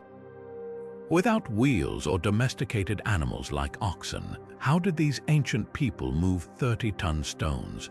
Modern attempts to replicate the feat using log rollers and ropes required hundreds of laborers and weeks of effort. The cultural identity of the jar makers is another puzzle. Local legends speak of a giant king named Kun Cheung who crafted the jars to store liquor after conquering his enemies. Archaeologists, however, link the sites to the Iron Age Mon Khmer people, though no artifacts directly connect them to the jars. Pottery shards and beads found nearby hint at trade networks stretching to Vietnam and Thailand, but the jars themselves stand apart, unique in scale and purpose across Southeast Asia. Perhaps the most haunting clue lies in the unexploded bombs dotting the landscape. During the Vietnam War, American forces carpet-bombed Laos, leaving vast areas too dangerous for excavation. Many jar sites remain unstudied, their secrets locked beneath unstable ordnance. What we've uncovered so far is just a fragment of a larger story, one where every answer peels back another layer of questions. The Plain of Jars doesn't just challenge our understanding of ancient rituals, it's a stark reminder of how war can erase history twice over, first by destruction, then by rendering the past too perilous to recover. Rising from the volcanic slopes of Easter Island, the Moai stand as silent giants, nearly 900 stone sentinels gazing inland with hollow eyes. Carved from compressed volcanic ash between the 13th and 16th centuries, these towering figures average 13 feet tall and weigh 14 tons each, with the largest stretching over 30 feet and tipping the scales at 82 tons. The sheer scale of their construction is staggering, but the real mystery lies in their journey. How did a civilization without wheels, metal tools, or draft animals transport these colossal statues up to 11 miles across rugged terrain from Rongorongo, the quarry where they were carved? Theories about their movement range from the practical to the extraordinary.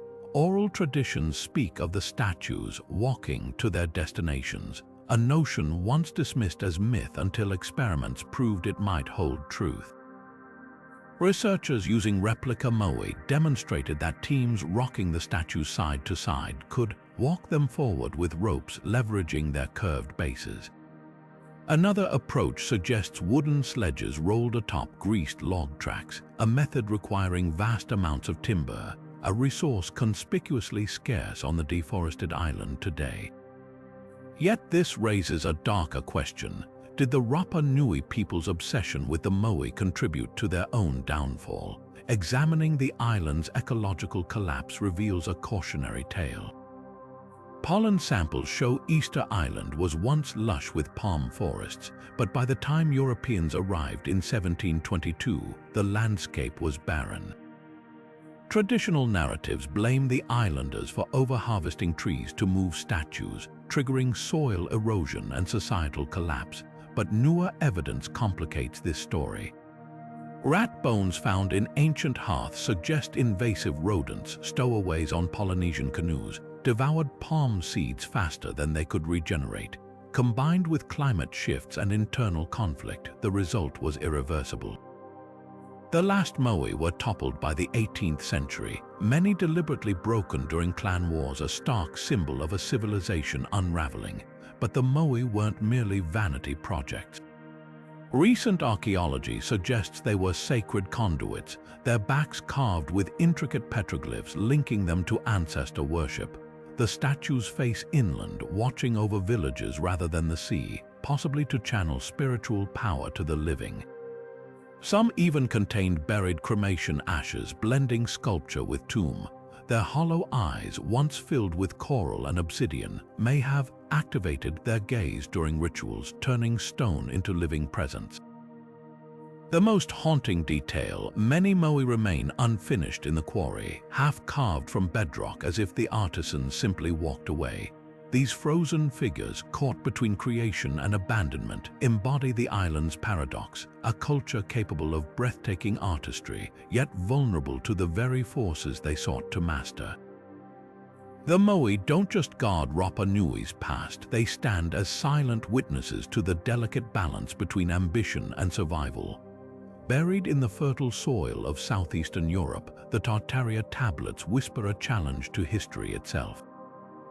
Discovered in 1961 near the Romanian village of Tartaria, these three small clay discs, no larger than a palm, bear strange symbols, spirals, lines, and abstract figures seemingly arranged in deliberate sequences. Dated to around 5,300 BCE, they predate the earliest known Sumerian cuneiform by over 1,000 years. If these markings are indeed writing, they could rewrite the story of human communication, suggesting literacy emerged not in Mesopotamia but in the heart of the Danube Valley. The symbols themselves fuel the debate. Some researchers point to striking similarities with later scripts. The coiled motifs resemble early Cretan hieroglyphs, while the linear patterns echo the Vinca symbols found across Neolithic Europe. One tablet even features what looks like a rudimentary grid, possibly a primitive accounting system. Could these be the remnants of a forgotten administrative or ritual language? Linguists remain divided. Critics argue the marks are merely decorative or symbolic, lacking the repetition and syntax definitive of true writing. Without a larger corpus of texts for comparison, the Tartaria tablets remain tantalizingly ambiguous, a handful of puzzle pieces from a box we're not sure ever existed. Context deepens the intrigue. The tablets were found alongside charred human bones in what appears to be a ritual burial pit. This association with death raises eerie possibilities. Were these objects meant to send messages to the afterlife, or were they the sacred possessions of a shaman? Nearby Vinca culture sites have yielded over 1,000 similar symbols on pottery and figurines, hinting at a broader symbolic tradition.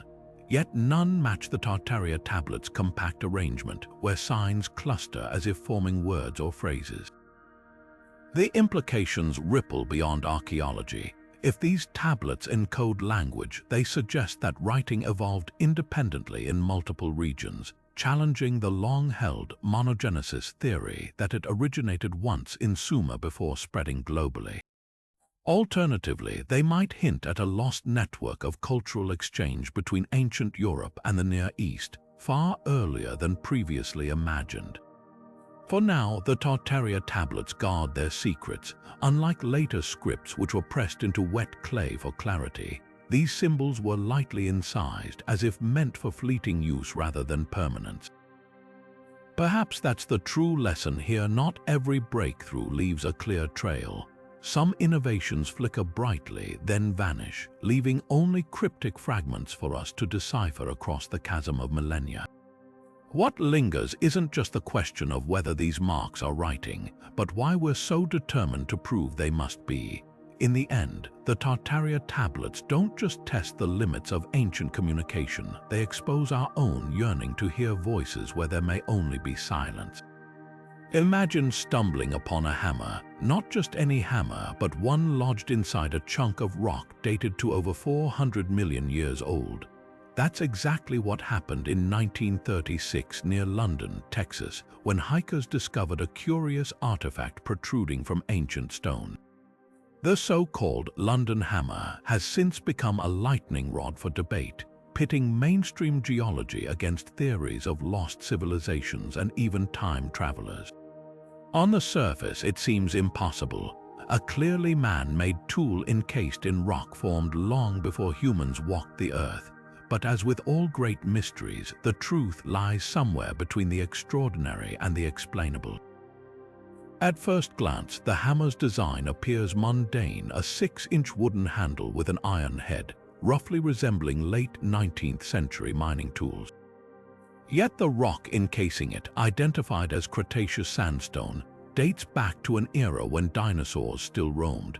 How could a relatively modern hammer become sealed inside stone that predates humanity by hundreds of millions of years?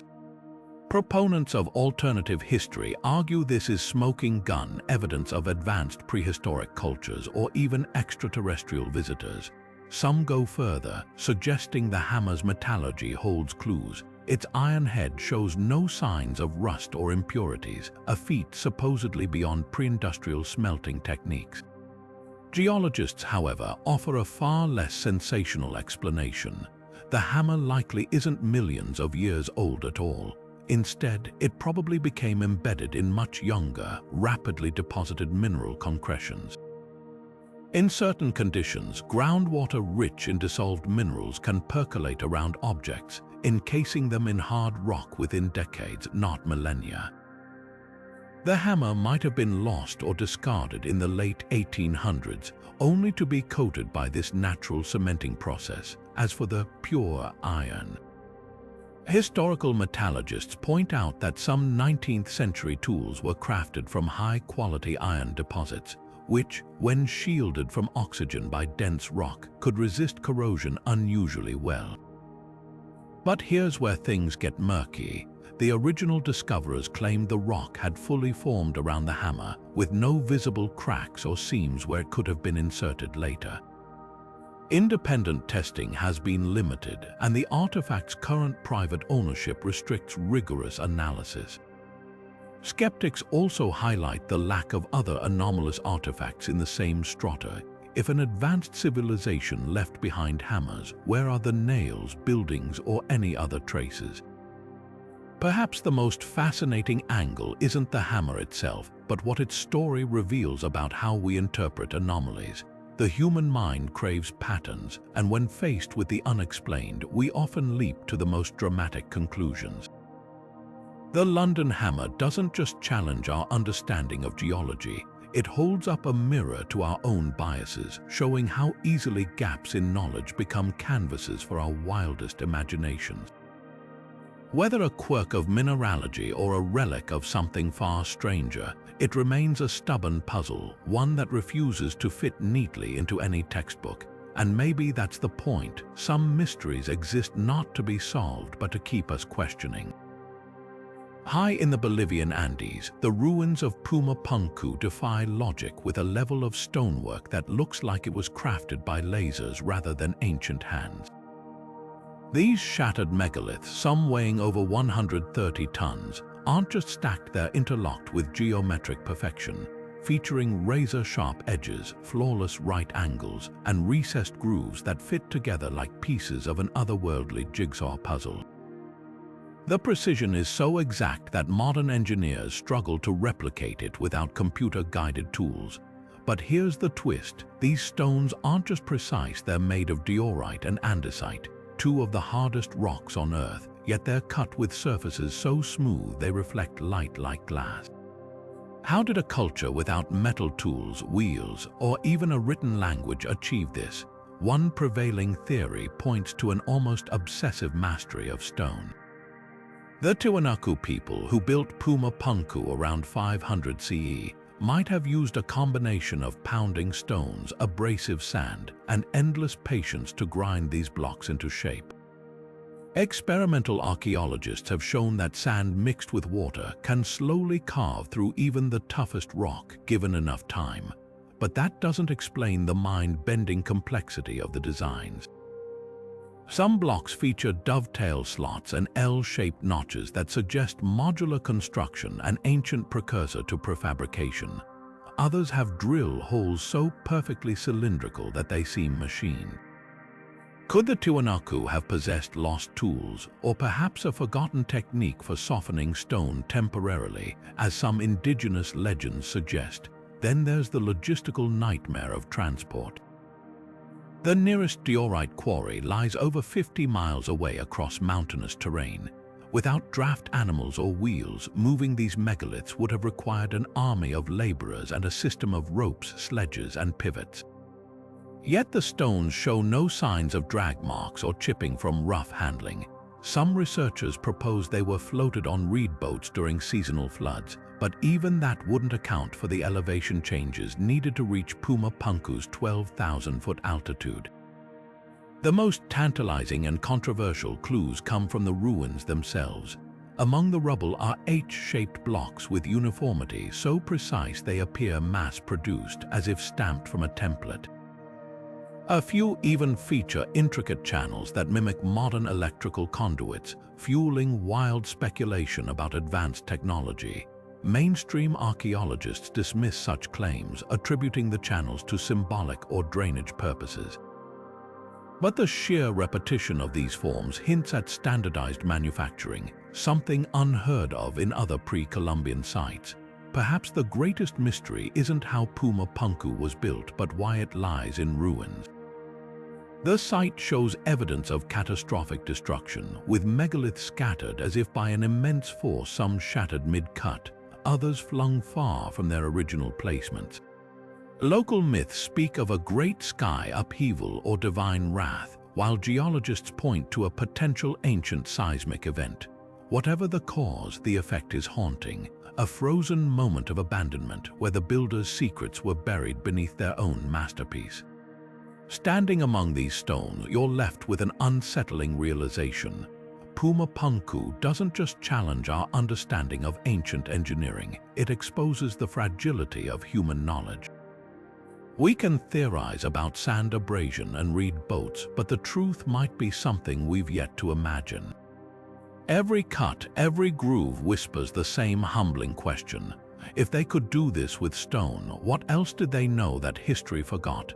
Buried beneath the dusty hills of southeastern Turkey, the stone pillars of Göbekli Tepe append everything we thought we knew about the dawn of civilization. Dating back nearly 12,000 years, 6 millennia older than Stonehenge and 7,000 years before the Great Pyramids, this sprawling complex of circular enclosures shouldn't exist.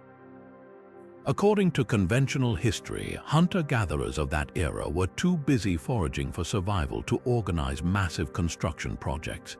Yet here stand over 200 T-shaped megaliths, some weighing 16 tons and towering 16 feet high, carved with intricate reliefs of foxes, scorpions, and vultures. The question isn't just how they built it, it's why. The engineering alone defies belief. These pillars weren't simply stacked, they were quarried from solid limestone bedrock over half a mile away, then transported and erected with pinpoint precision. Each enclosure features 2 central monoliths encircled by smaller pillars, all locked into place by carefully fitted stone benches.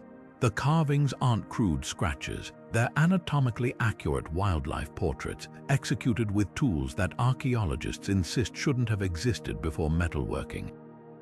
Even more perplexing, Göbekli Tepe wasn't a settlement. No houses, hearths, or trash pits dot the site. This was purely a ceremonial space, built by people who still relied on wild plants and game for sustenance. So what compelled nomadic tribes to invest such staggering effort? One radical theory suggests the temple came first. That organized religion, not agriculture, sparked the shift to settled societies. The site's location offers clues. Perched on the northern edge of the Fertile Crescent, it overlooks a landscape teeming with wild wheat and game.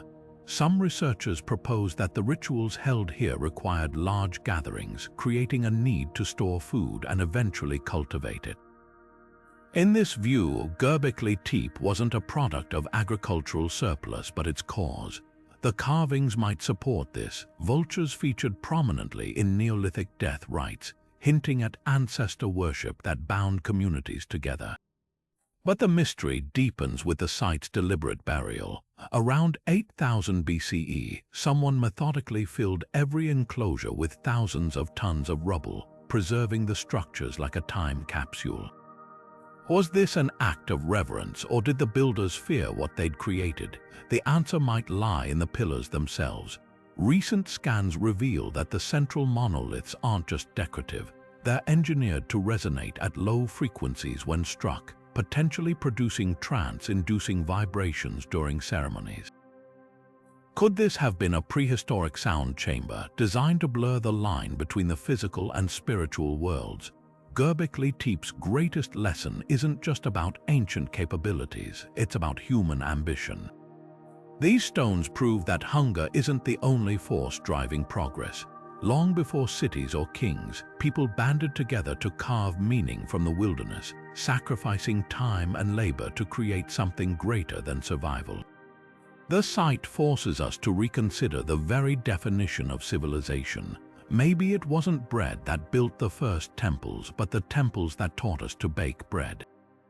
And somewhere in that reversal lies the birth of everything we are today.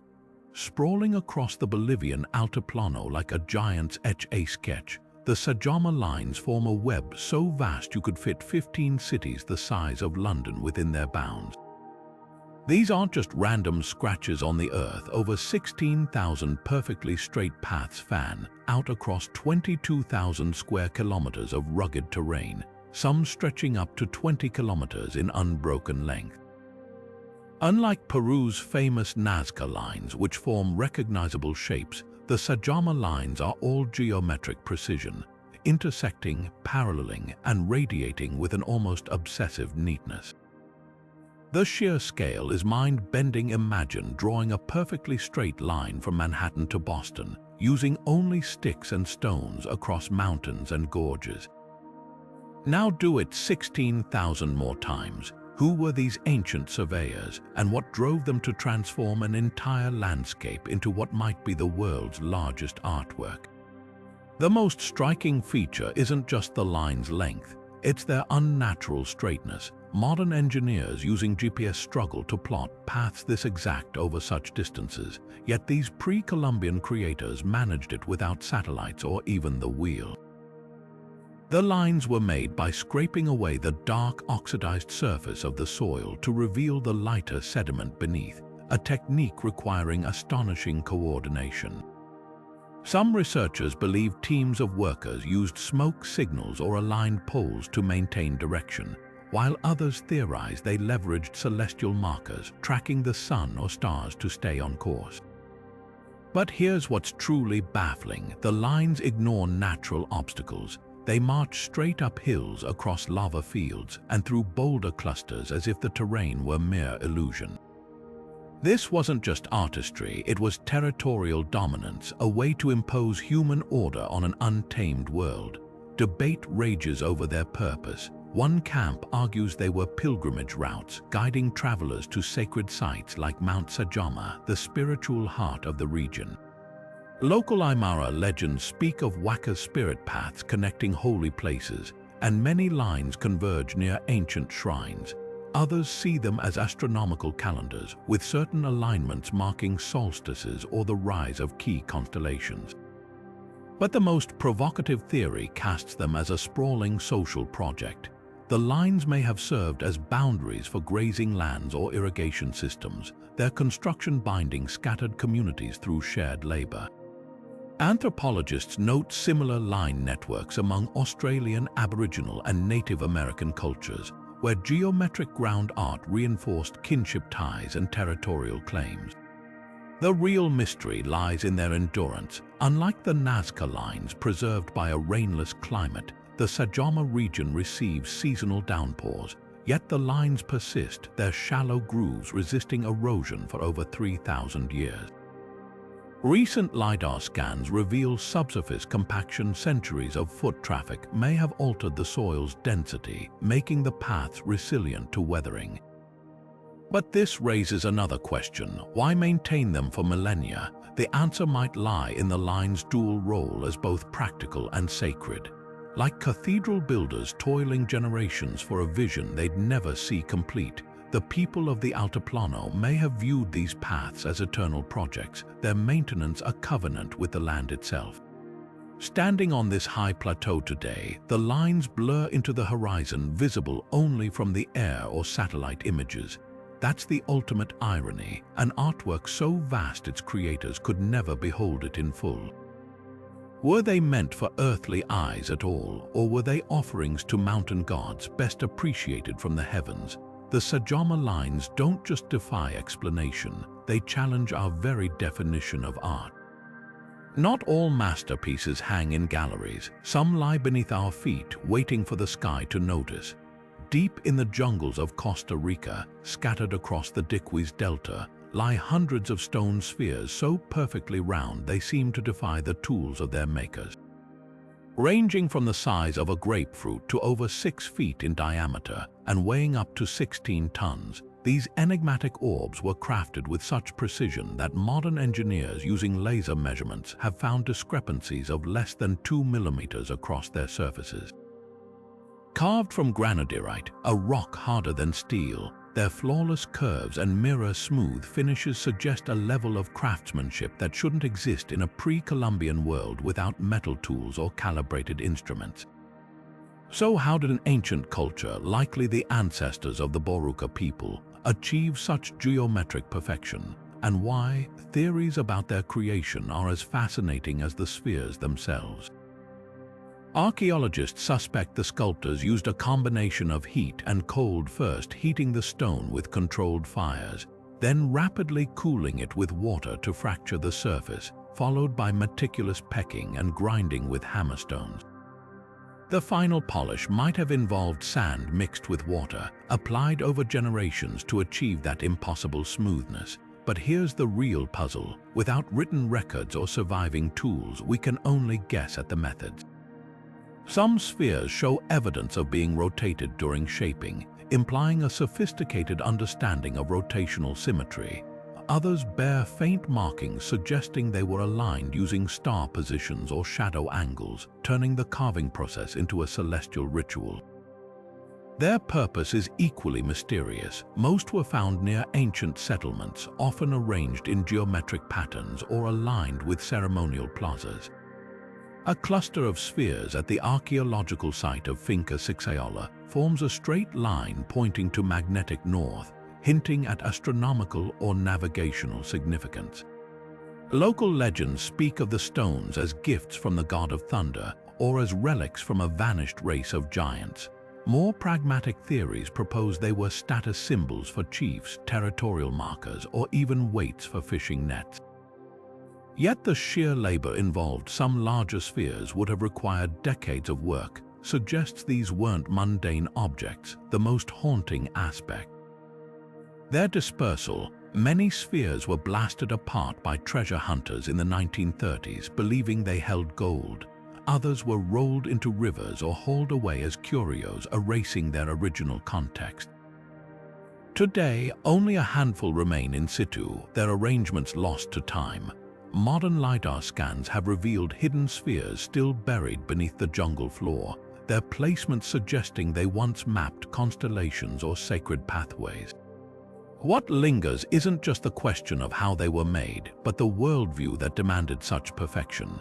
These spheres weren't just tools or decorations, they were expressions of a culture that saw harmony in geometry and perhaps believed that by carving perfection into stone they could touch the divine.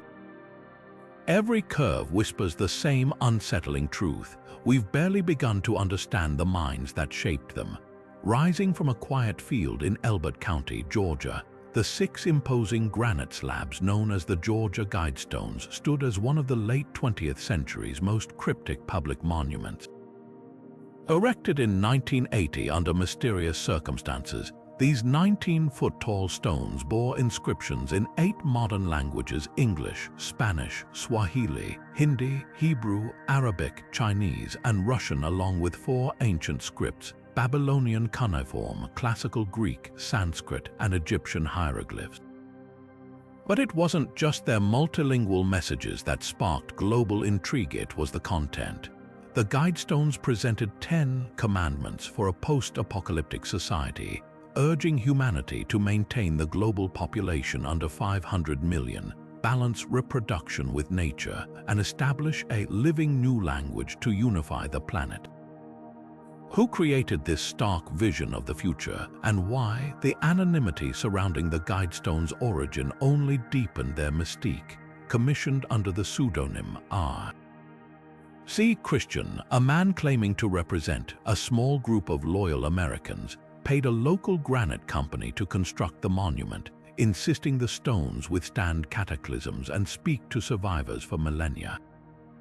Speculation about R.C. Christian's identity ranged from secretive Rosicrucians to apocalyptic survivalists, with some even linking the stones to Cold War-era eugenics movements. The choice of languages, particularly the inclusion of 4 dead scripts, suggested the creators anticipated a future where modern nations had collapsed and only scholars could decipher the warnings. Controversy clung to the Guidestones like a shadow. Critics denounced the population control directive as dystopian, while conspiracy theorists branded the stones a New World Order blueprint. The monument's alignment with celestial events, its central pillar, featured holes tracking the sun's solstices and equinoxes, fueled claims it was a pagan altar or Masonic landmark. Yet supporters argued the messages promoted environmental stewardship and international cooperation, calling them a Stonehenge for the atomic age. This ideological divide reached a violent climax in 2022, when unknown assailants detonated explosives at the site, toppling one slab before authorities dismantled the rest for safety. The Guidestones' abrupt erasure left behind more questions than answers. Was their destruction an act of censorship or merely vandalism?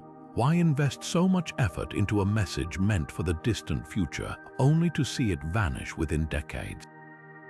Perhaps the most unsettling lesson lies in their fragility. Not as granite monuments, but as ideas. The stones were designed to outlast civilization, yet couldn't survive the very era that created them. In the end, their legacy isn't just the cryptic commandments etched in stone, but the uncomfortable truth they revealed about our present, that even warnings meant to echo through millennia can be silenced by the conflicts of today. Locked away in Turin's cathedral since the 16th century, the shroud remains one of the most intensely studied and fiercely debated objects in human history. This 14-foot linen cloth bears the faint, ghostly imprint of a bearded man with wounds consistent with Roman crucifixion, lacerations across the back, puncture marks at the wrists and feet, and a spear wound near the rib cage. To believers, this isn't just an ancient artifact, it's the very fabric that wrapped Jesus Christ in the tomb. Its image seared into the fibers by a burst of divine energy at the resurrection. To skeptics, it's an elaborate medieval forgery, a macabre work of art designed to inspire devotion through deception. Science has wrestled with the shroud's mysteries for over a century. In 1988, radiocarbon dating tests conducted by 3 independent labs placed its origin between 1260 and 1390, squarely in the Middle Ages, when fake relics flooded European markets. But the plot thickens. Critics of those tests argue the samples came from a repaired section of the cloth, skewing results. Later studies revealed chemical compounds like creatinine and ferritin in the bloodstained substances found in trauma victims, not paint. The image itself defies replication. No pigment or dye has ever been identified on the fibers. Instead, the discoloration appears to result from a superficial oxidation of the linen's outermost threads, as if the cloth was briefly exposed to an intense, directional burst of light or heat. The shroud's anatomical details only deepen the enigma. Forensic pathologists note that the wounds align precisely with historical accounts of Roman flogging and crucifixion, down to the use of a flagrum whip tipped with metal weights. The blood flows are scientifically accurate, pooling at gravity-dependent angles that would occur on an upright body. Even the pollen grains embedded in the fabric tell a story. Traces of plants native to Jerusalem have been identified, along with a rare limestone dust matching the geology of Christ's purported burial site.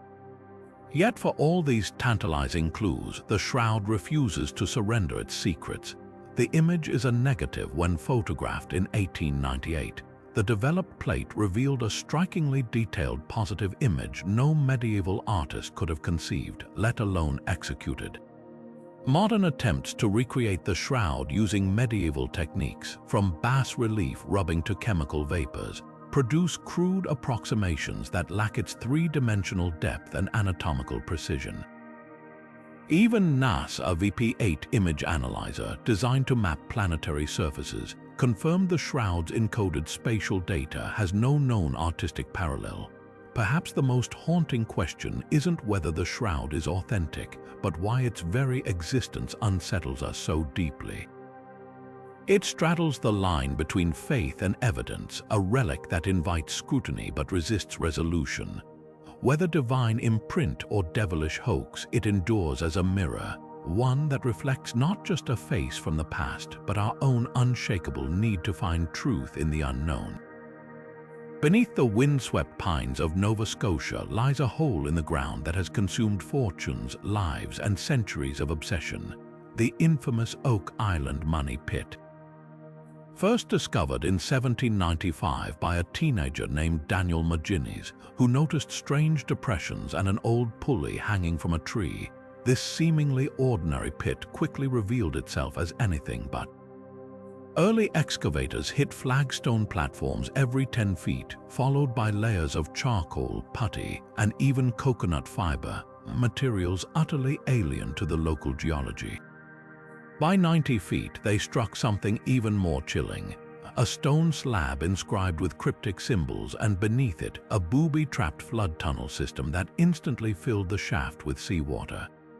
Thus began a 200-year saga of treasure hunters, engineers, and even presidents chasing a prize that always seems one dig away. Theories about what lies at the bottom read like a catalogue of history's greatest lost treasures. Some believe it's the vault of Captain Kidd, the pirate who allegedly whispered of buried wealth with his final breath. Others argue it guards the lost manuscripts of Shakespeare, smuggled out of England by Francis Bacon's secret society. More outlandish claims suggest the Ark of the Covenant or Marie Antoinette's jewels were hidden here by the Knights Templar fleeing persecution. The island's geography fuels these speculations. Its natural coves would have made ideal landing spots for clandestine operations, while the flood tunnels point to engineering far beyond colonial-era capabilities. Yet the real mystery isn't just what's down there, it's why the pit fights back so viciously. modern excavations have encountered everything from wooden cribbing datable to the 1400s to traces of gold and human bone fragments. In 1861, the pit claimed its first confirmed fatality when a boiler explosion killed a worker.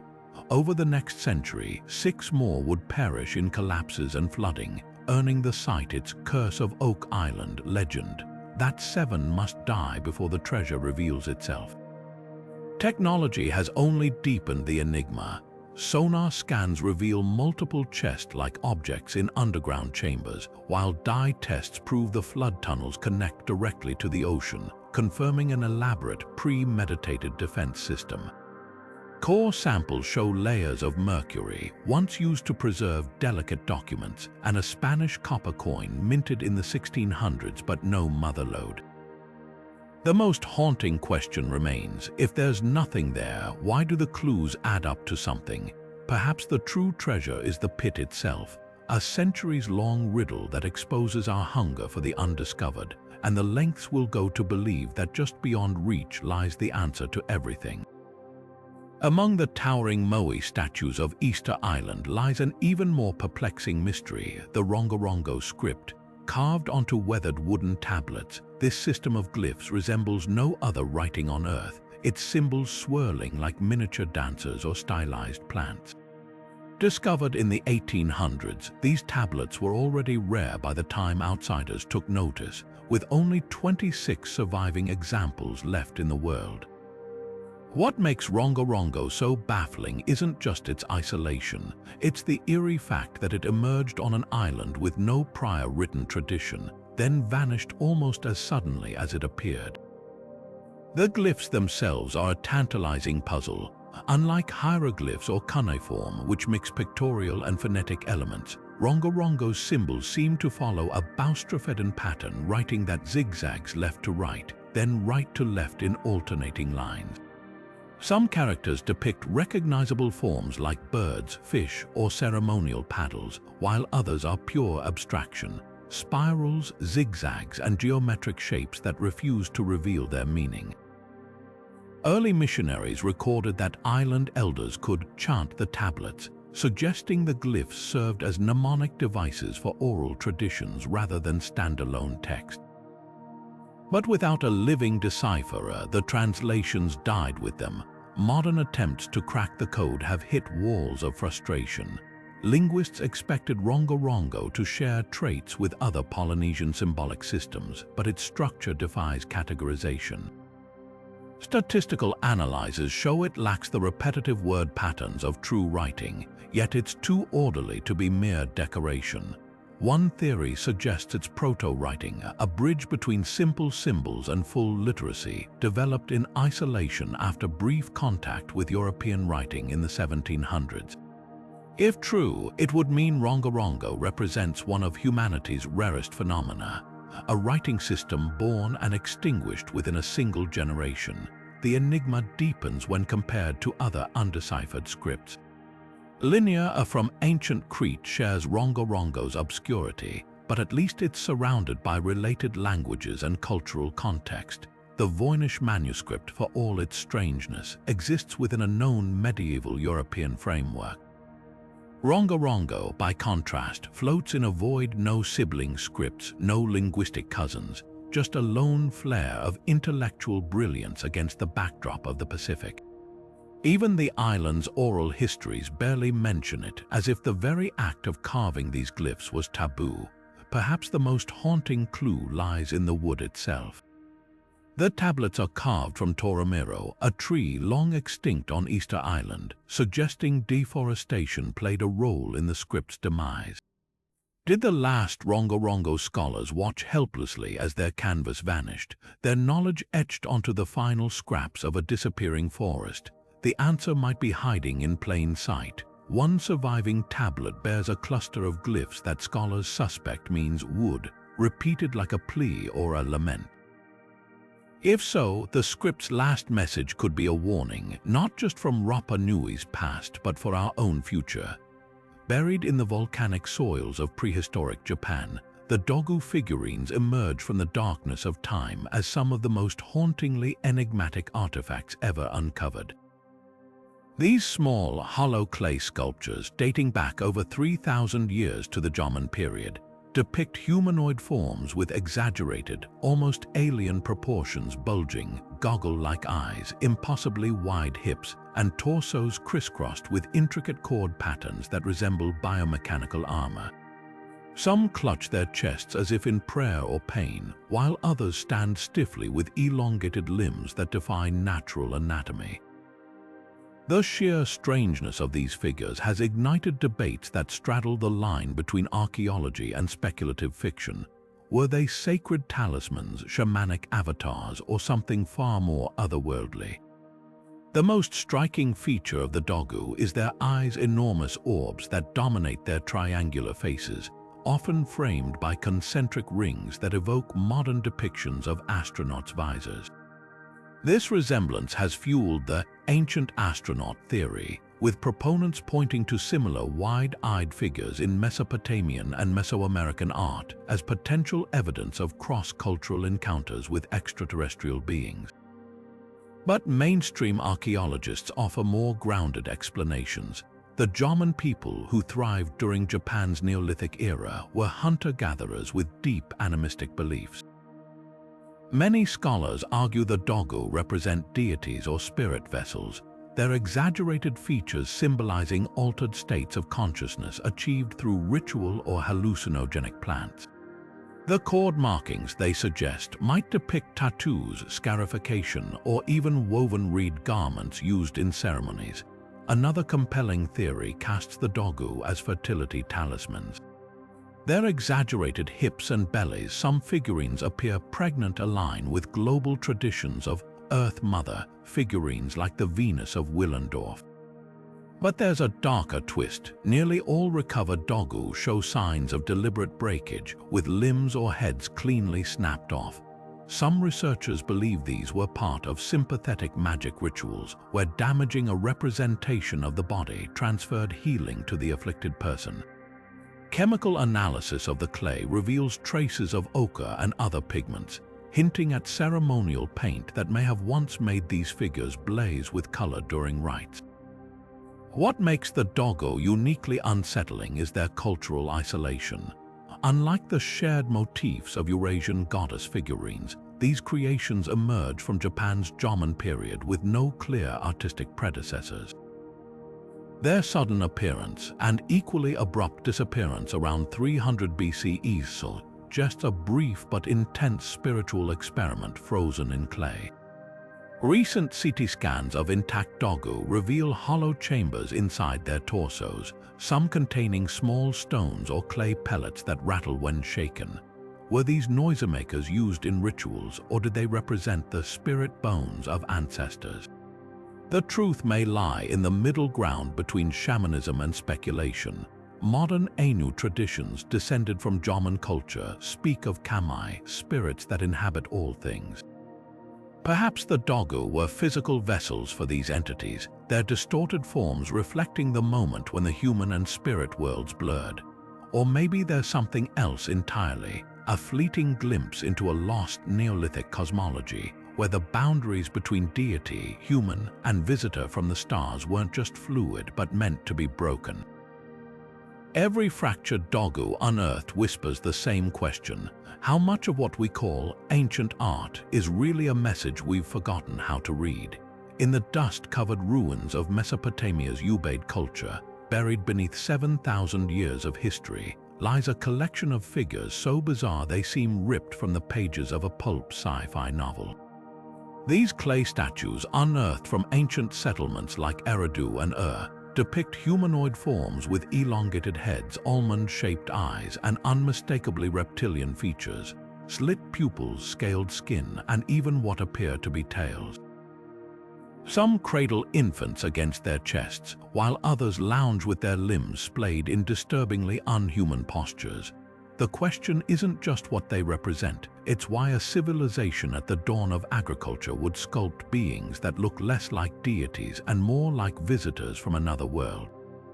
One mainstream theory suggests these are stylized representations of gods or priests. The Ubaid culture predates Sumerian civilization, and many later Mesopotamian deities, like the serpentine Ningishida, bore reptilian attributes symbolizing wisdom or fertility. Perhaps these figures are early prototypes of those divine icons. Some scholars point to the breastfeeding statues as evidence of a mother goddess cult, with the reptilian features serving as metaphorical armor against evil spirits. But here's the catch: unlike typical fertility figurines found across Neolithic sites, the Ubaid lizardmen lack exaggerated sexual traits. Their strangeness isn't just in their anatomy, it's in their eerie naturalism, as if the sculptors were working from life rather than myth. Then there's the shamanism angle. Indigenous cultures worldwide have used animal masks and costumes in rituals to channel ancestral spirits or animal totems. The Ubaid statues might depict ceremonial garb with lizard skins or elaborate headdresses meant to invoke the power of reptiles, but the level of detail complicates this idea. The scales aren't hinted at with simple etchings, they're meticulously rendered, covering every inch of some figures, and those eyes, pupils like vertical daggers, aren't just artistic flourishes.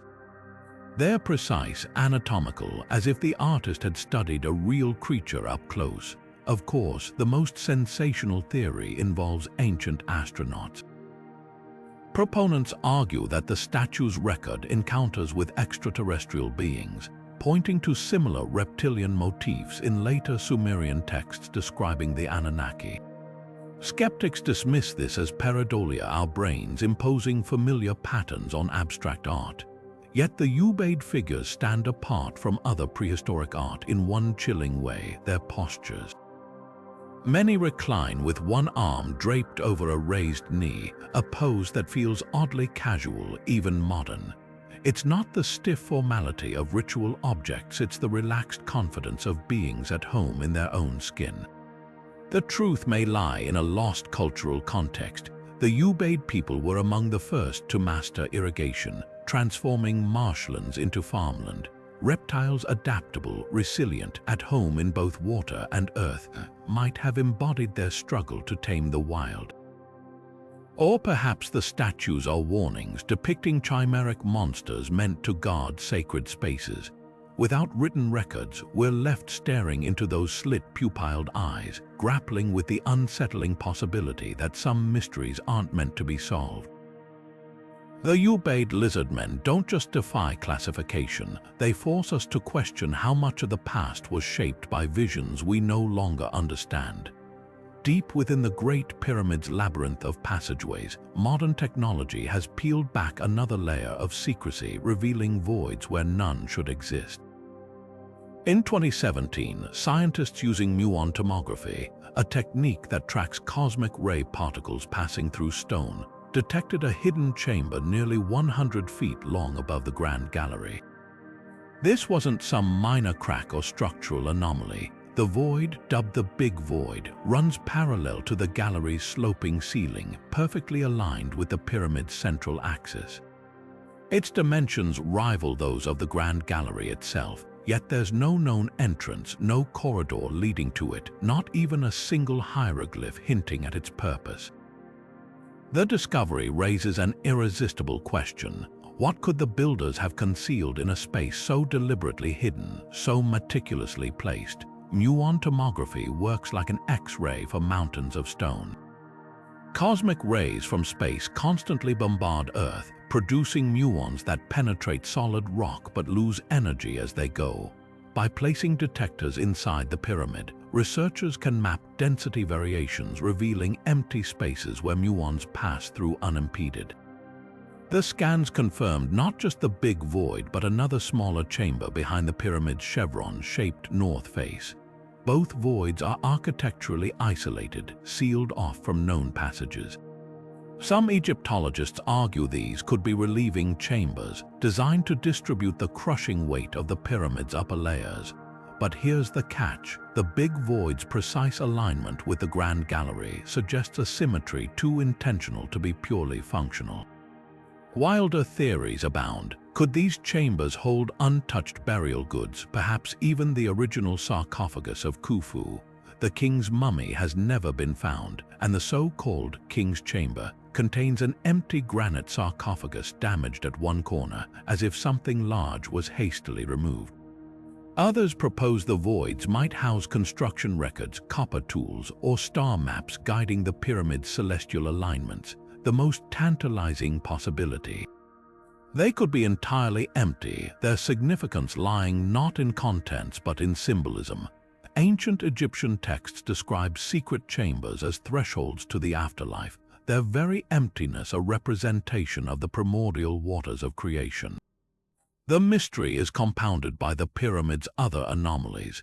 Infrared thermography has identified temperature inconsistencies in the lower stones, hinting at unseen cavities. Robotic explorations of the air shafts in the Queen's Chamber have revealed miniature doors with copper handles still unopened. Even the pyramid's subterranean chamber, an unfinished pit beneath the bedrock, seems to point downward as if mirroring the hidden spaces above. Every new scan fractures the official narrative, revealing a structure far more complex than a simple tomb. Accessing these voids without invasive drilling remains the ultimate challenge. Current technology can't discern objects inside, only their absence. The Egyptian Ministry of Antiquities has cautiously approved non-invasive probes, but full exploration would require endoscopic cameras snaked through millimeter-wide boreholes. A risky endeavor in a monument already stressed by millennia of looters, earthquakes, and tourism. Until then, the chambers linger in tantalizing obscurity. They could hold treasures that rewrite history or nothing at all. But perhaps the greatest treasure is the mystery itself, proof that after 45 centuries, the pyramid still guards its deepest secrets with silent defiance. The Hanging Gardens of Babylon have long been shrouded in myth and contradiction, so much so that many scholars now question whether they existed at all. Ancient texts describe an engineering marvel, terraced gardens rising like a green mountain above the Mesopotamian desert, irrigated by a complex system of screw pumps drawing water from the Euphrates. Greek historians like Strabo and Diodorus Siculus painted vivid pictures of plants cascading over stone balconies, an oasis suspended in midair. Yet here's the paradox: Babylonian records mention no such gardens, and archaeological excavations at Babylon itself have found no trace of this legendary structure. The absence is so glaring that some experts argue the gardens were purely poetic invention, a romanticized ideal of Eastern splendor imagined by Greek travelers. But what if we've been searching in the wrong city entirely? A radical theory proposed by Oxford scholar Stephanie Daly suggests the gardens weren't in Babylon at all. They were 300 miles north in Nineveh, capital of the Assyrian Empire.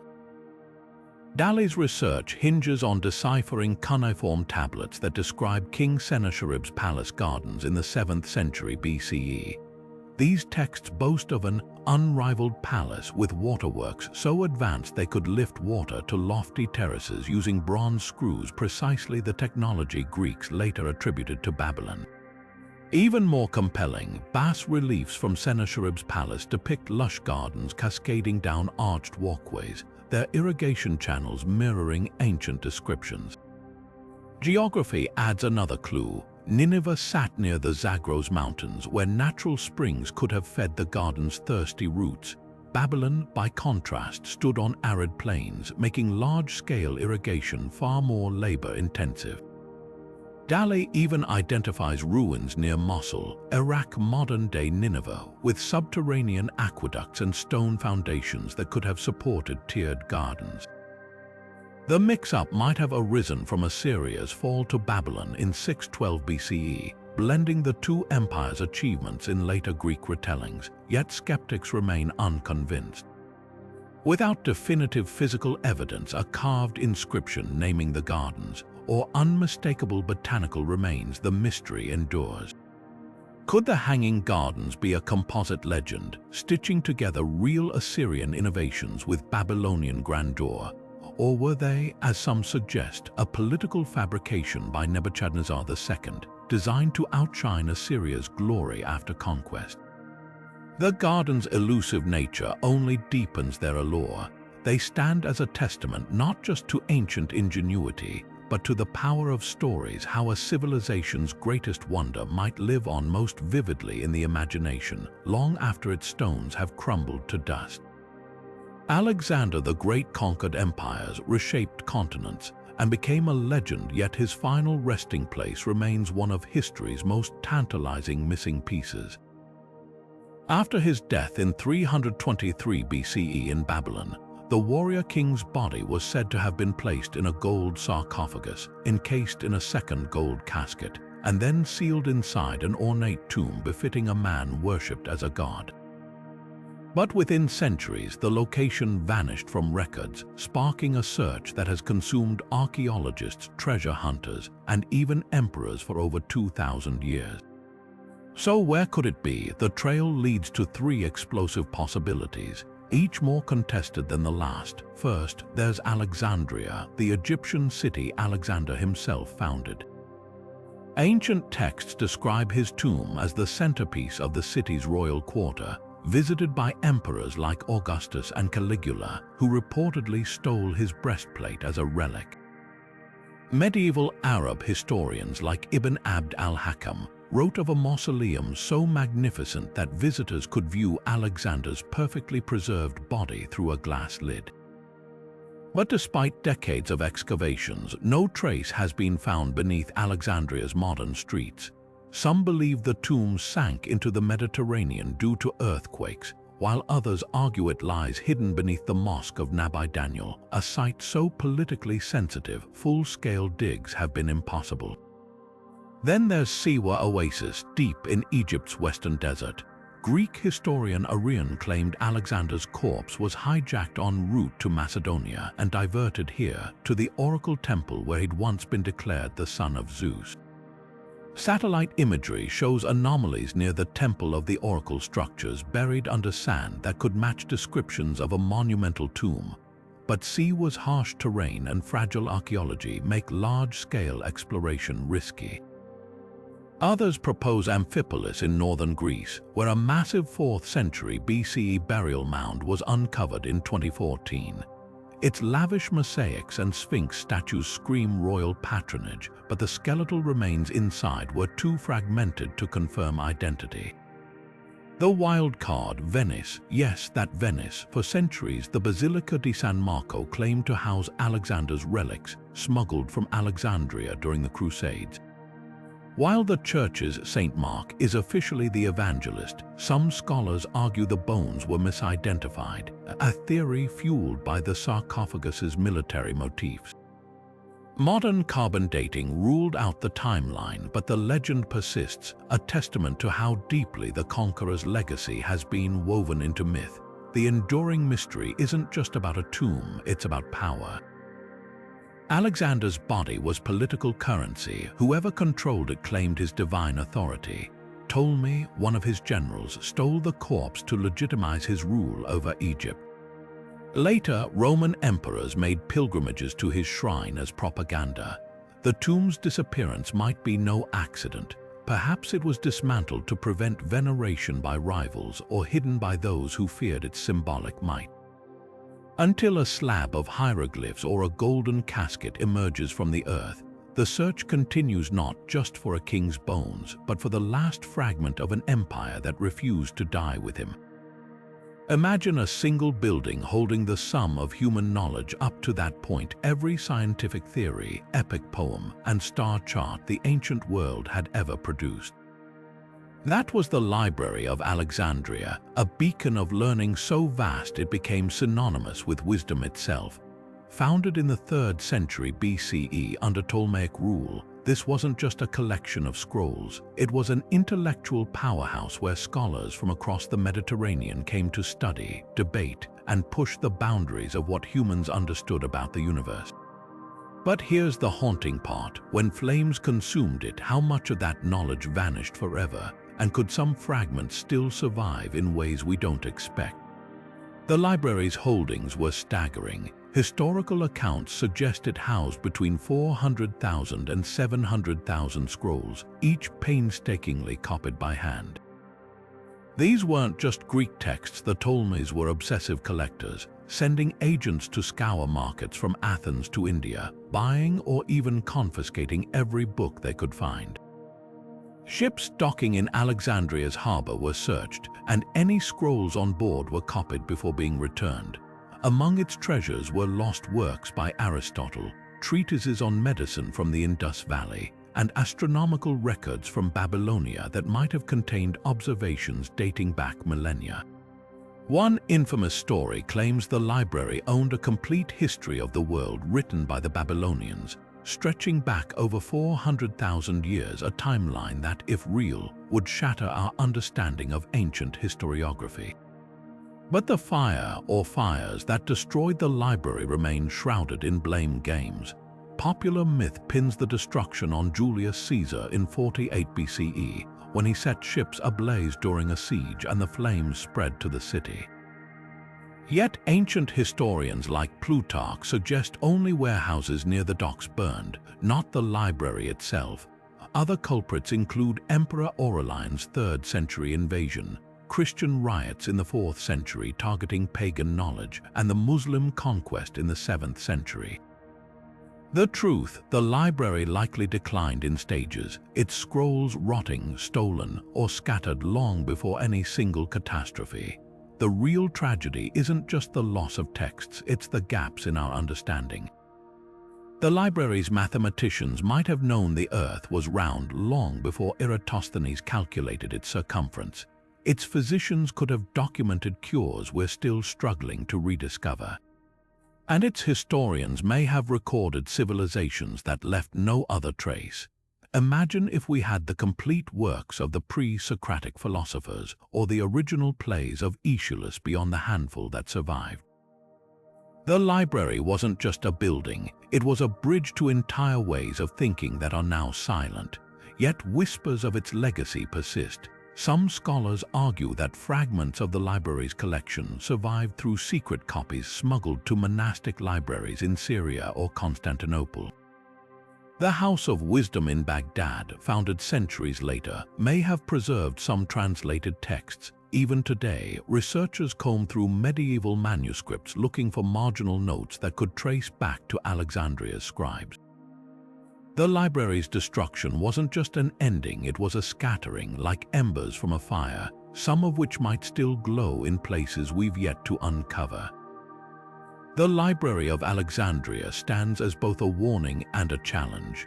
Its loss reminds us how fragile knowledge can be, how easily the threads of understanding snap when societies crumble. But its legend also dares us to keep searching, to piece together what we can from the fragments left behind. Because somewhere, in an untranslated text or a buried archive, there might still be echoes of that great repository waiting for us to listen. Few artifacts straddle the line between legend and fraud as dramatically as the crystal skulls, those ghostly translucent carvings that once passed as relics of lost Mesoamerican civilizations. Carved from solid blocks of quartz, some weighing over 20 pounds, these eerie likenesses of human skulls gained fame in the late 19th century when dealers claimed they were pre-Columbian masterpieces. The most infamous, the Mitchell-Hedges skull, was said to have been discovered in a Mayan temple by adventurer F.A.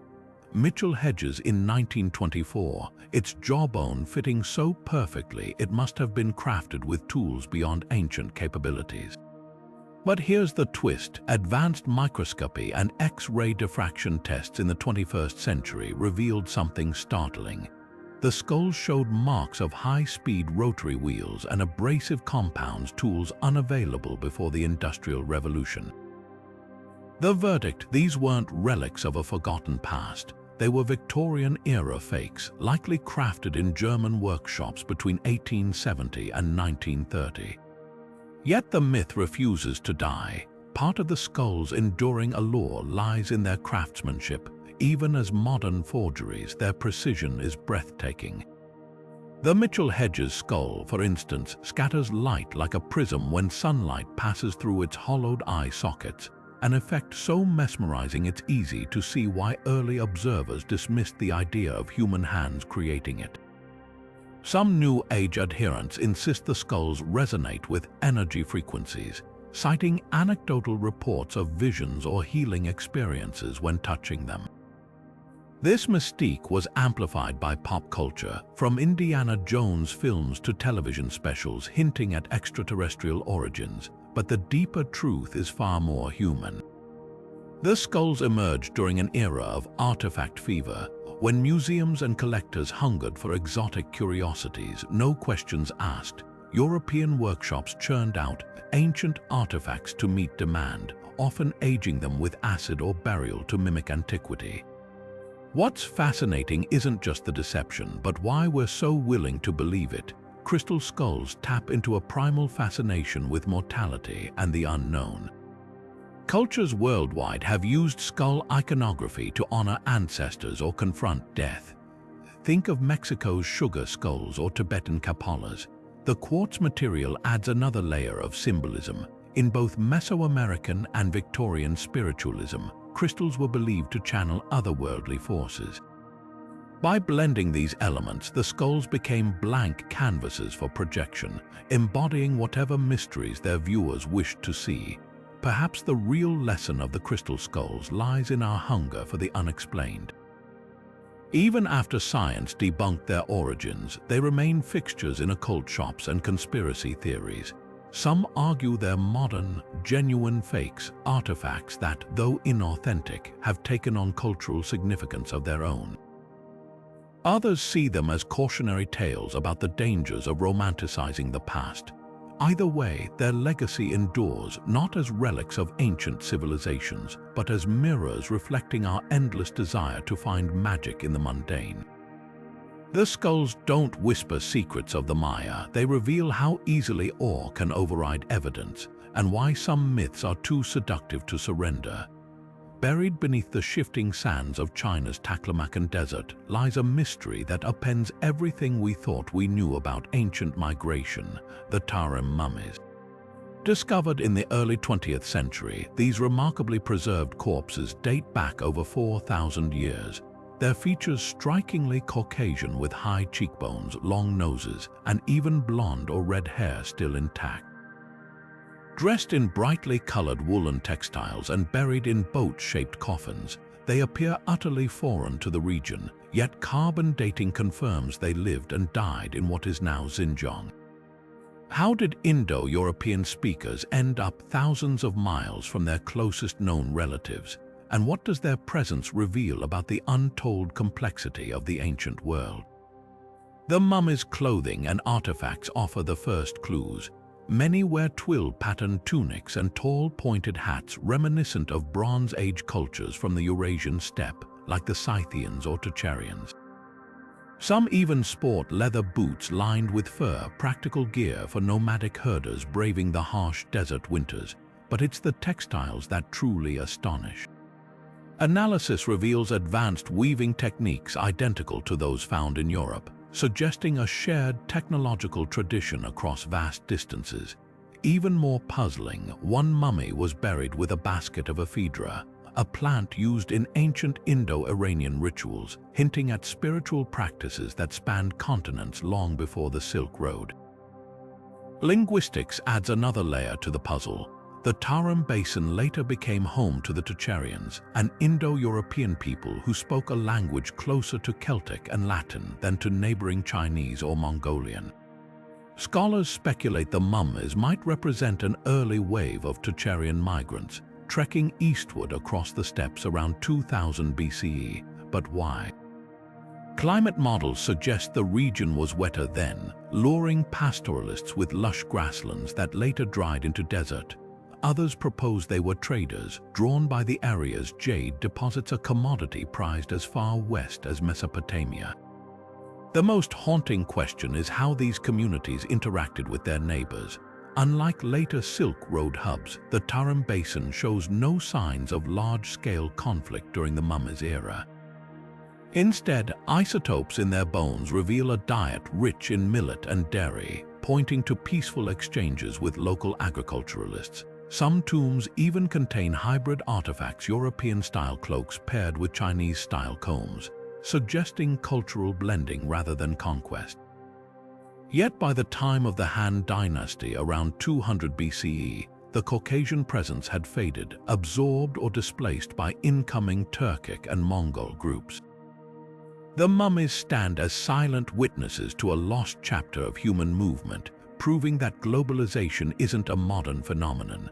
Long before empires or highways, people crossed continents, carrying languages, technologies, and ideas to the farthest corners of the world. Their legacy lingers not in grand monuments, but in the quiet, wind-swept sands that preserved them, waiting for us to uncover the threads that once connected us all. The Baghdad Battery has long been dismissed as an oddity, a curious clay pot mislabeled by overeager theorists. But what if we've been too quick to write it off? Recent experiments and historical context suggest this unassuming jar might hold clues to a forgotten chapter of ancient ingenuity. Forget aliens or lost super technology. This is about rediscovering the cleverness of people who walked the earth 2,000 years ago. Take the gold plating theory. While skeptics argue the battery's 1-volt output is too weak for practical use, electroplating doesn't always require high voltage. In the 1990s, researchers demonstrated that a replica Baghdad battery could deposit a thin layer of gold onto silver within hours using only grape juice as an electrolyte. This aligns with discoveries of gilded artifacts from the same era. Objects once assumed to be fire-gilded, but under microscopes show no heat distortion. Could Persian artisans have been plating jewelry with these humble cells, their techniques guarded as trade secrets? Then there's the pain management angle. Ancient Greek and Egyptian medical texts describe using electric fish to numb chronic pain, a practice modern neurology confirms works by interfering with nerve signals. The Baghdad Battery's mild current could have served a similar purpose. Picture a healer placing wet cloth soaked in vinegar on a patient's joints, then touching the iron rod to create a tingling circuit. It's not science fiction, it's bioelectricity harnessed through trial and error, but the real revelation comes from the artifact's isolation. Unlike other ancient technologies, like glass blowing or iron smelting, no tradition of electrical experimentation survived in texts or artifacts. This absence doesn't prove ignorance, it hints at how knowledge can flicker out. Consider Malmö University's discovery of a Viking-era power cell in Sweden, a clay pot with electrodes filled with mercury. Though likely used for metallurgy, it underscores how easily such innovations could vanish from the record when cultures collapsed or priorities shifted. The Baghdad Battery's true power isn't in what it did but what it represents. It's a fossilized spark of curiosity, a reminder that the past isn't a linear march of progress, but a labyrinth of dead ends and forgotten breakthroughs. Maybe it wasn't a battery at all, but something we've yet to imagine, and that's the most electrifying thought of all. Unearthed in 1908 from the ruins of Crete's Phaistos Palace, the Phaistos disc is one of archaeology's most stubborn enigmas. This palm-sized clay tablet, dating back to the 2nd millennium BCE, is nothing like the linear scripts of its contemporaries. Instead, its surface swirls with 45 distinct symbols: men running, birds mid-flight, shields, bees, even a tattooed human head stamped in a tight spiral that coils inward like a serpent eating its own tail. What makes this artifact extraordinary isn't just its imagery, but its very existence. It's the oldest known example of movable type printing, predating Gutenberg's press by over 3,000 years. Yet despite more than a century of study, no one has cracked its code. Could it be a hymn, a calendar, or something far stranger? The disc's symbols refuse to fit neatly into any known script. Unlike linear or Cretan hieroglyphs, other undeciphered writing systems from Bronze Age Crete, these aren't fluid pen strokes but crisp impressions made by individual seals. Each symbol was pressed into the clay like a rubber stamp, suggesting a level of standardization that hints at mass production. But here's the twist: no other stamped text from this era have ever been found. Was this a prototype for a forgotten publishing revolution? or a singular ritual object meant to be read in ways we can't yet grasp, linguistics offers little help. Without a bilingual inscription or a lengthy corpus for comparison, the disk's 241 symbols form just 61 words. Even advanced computational analysis hits dead ends. Some researchers claim to have spotted patterns resembling ancient Greek or Luwian, but these theories collapse under scrutiny. One team proposed the symbols represent a syllabic script encoding a prayer to a Minoan earth goddess, while another insists it's a board game's rulebook. Then there's the question of origin. The Phaistos disk was found in a basement alongside broken pottery and tablets bearing Linear A, yet its style feels alien to Minoan art. The helmeted warrior and boat symbols suggest Aegean influences, while the bee and spider motifs echo Anatolian seals. Could it be an import or evidence of a lost hybrid culture? Even the disk's purpose divides scholars. Its portable size and lack of wear imply ceremonial use, perhaps a diplomatic passport or a sacred chant meant to be held, not displayed. The spiral's clockwise winding, mirroring the sun's path, fuels theories of solar worship. But until someone finds a second disk or a matching inscription, these remain educated guesses. What lingers isn't just frustration, but awe. The Phaistos disk doesn't just defy translation, it challenges our assumptions about how writing evolves. Most scripts simplify over time, yet this one appears fully formed with no obvious precursors or descendants. It's as if the disk fell from another timeline, a single page from a book we'll never read. Perhaps that's its true lesson. Not every message is meant to cross the centuries. Some exist to remind us how much wonder still hides in the cracks of history. The Ark of the Covenant isn't just a relic. It's a divine paradox, a vessel of unimaginable power wrapped in mystery. According to the Book of Exodus, this gold-plated chest was constructed under divine instruction, holding the stone tablets of the Ten Commandments, Aaron's budding staff, and a jar of manna. But what makes the Ark truly fascinating isn't just its biblical significance, it's the fact that it vanished from recorded history around 586 BCE, when Babylon sacked Jerusalem. Since then, its whereabouts have fueled expeditions, legends, and even geopolitical intrigue. Could it still exist today, hidden in plain sight, or was it destroyed long ago? The theories are as varied as they are compelling. Take Ethiopia's claim, for instance. The Church of Our Lady Mary of Zion in Aksum boldly declares it houses the Ark, guarded by a single monk who dedicates his life to its protection. This tradition traces back to the Kebra Nagast, an Ethiopian epic claiming Menelik I, son of King Solomon and the Queen of Sheba, smuggled the Ark to Ethiopia after divine intervention rendered its original guardians powerless to stop him. Pilgrims flock to Aksum, though no outsider has ever seen the artifact. Skeptics argue this is a medieval fabrication, yet radar scans beneath the church reveal hidden rooms that could, theoretically, shelter something of immense importance. Then there's Jerusalem's Temple Mount, where some scholars believe the Ark was concealed before the Babylonian invasion. Ancient Jewish texts speak of a labyrinth of tunnels beneath the first temple, constructed by King Solomon himself. Modern explorations are impossible due to the site's political and religious sensitivity, but ground-penetrating radar has detected voids beneath the dome of the rock, spaces large enough to hold the Ark. Others speculate it was taken to Egypt during Pharaoh Shishak's raid, or even hidden in a cave near the Dead Sea, echoing the discovery of the Dead Sea Scrolls. But the wildest theories stretch beyond conventional archaeology. LiDAR scans in southern Africa have revealed ruins that fringe researchers link to a lost Israelite diaspora, while some suggest the Knights Templar smuggled the Ark to Europe during the Crusades, hiding it beneath Chartres Cathedral or Rosslyn Chapel. Then there's the chilling possibility that the Ark was never meant to be found, that its power, described in the Bible as lethal to the unprepared, made its concealment a necessity. What makes the Ark's disappearance so haunting is its duality. It's both a physical object and a symbol of the divine, a treasure hunt and a spiritual reckoning.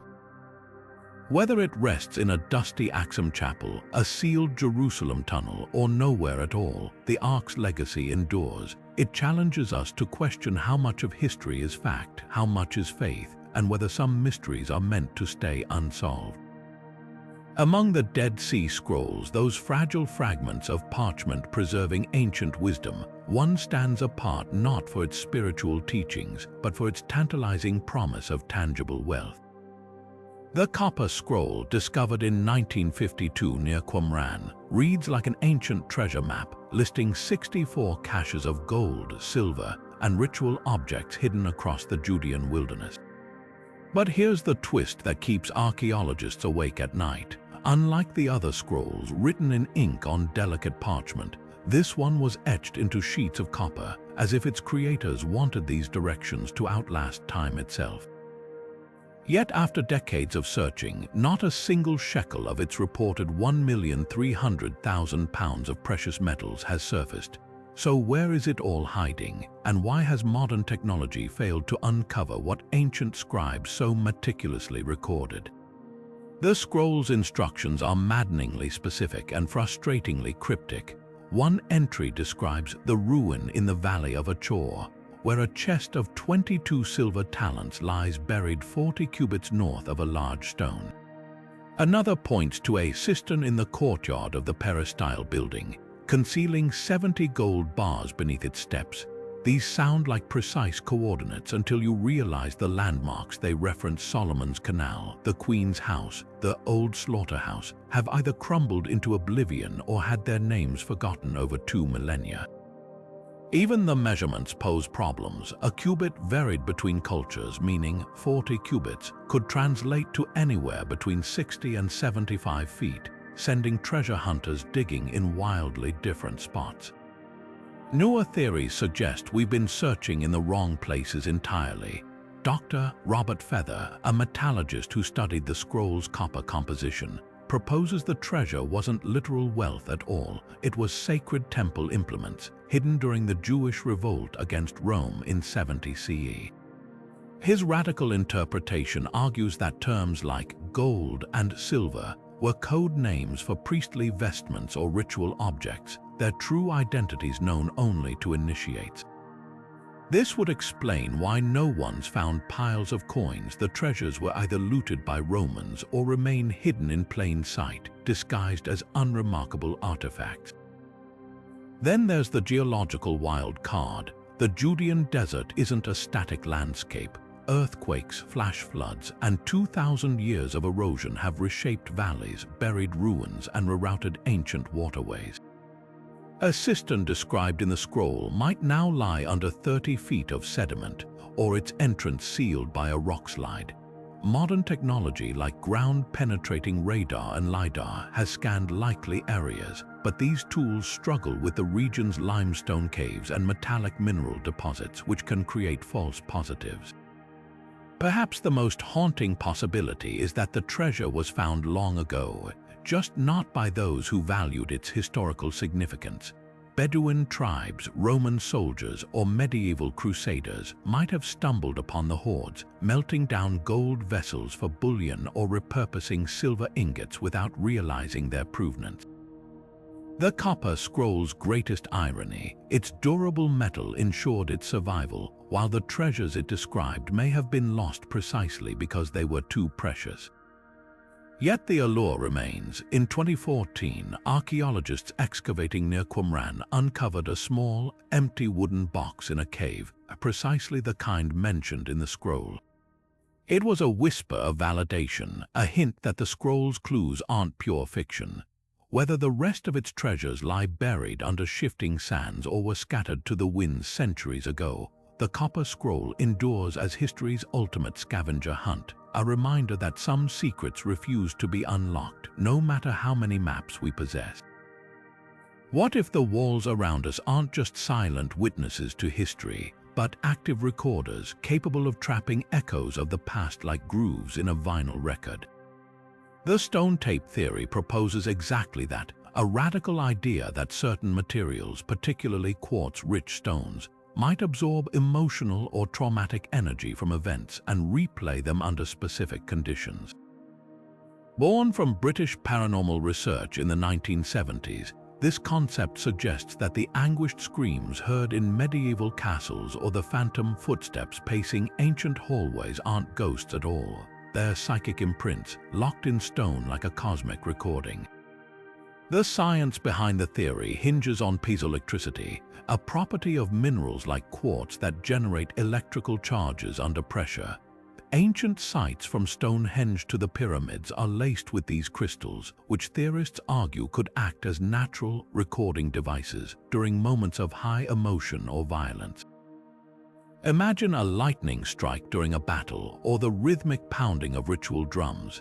These energetic bursts might, in theory, alter the stone's molecular structure, storing fragments of sound or even visual impressions like a geological VHS tape.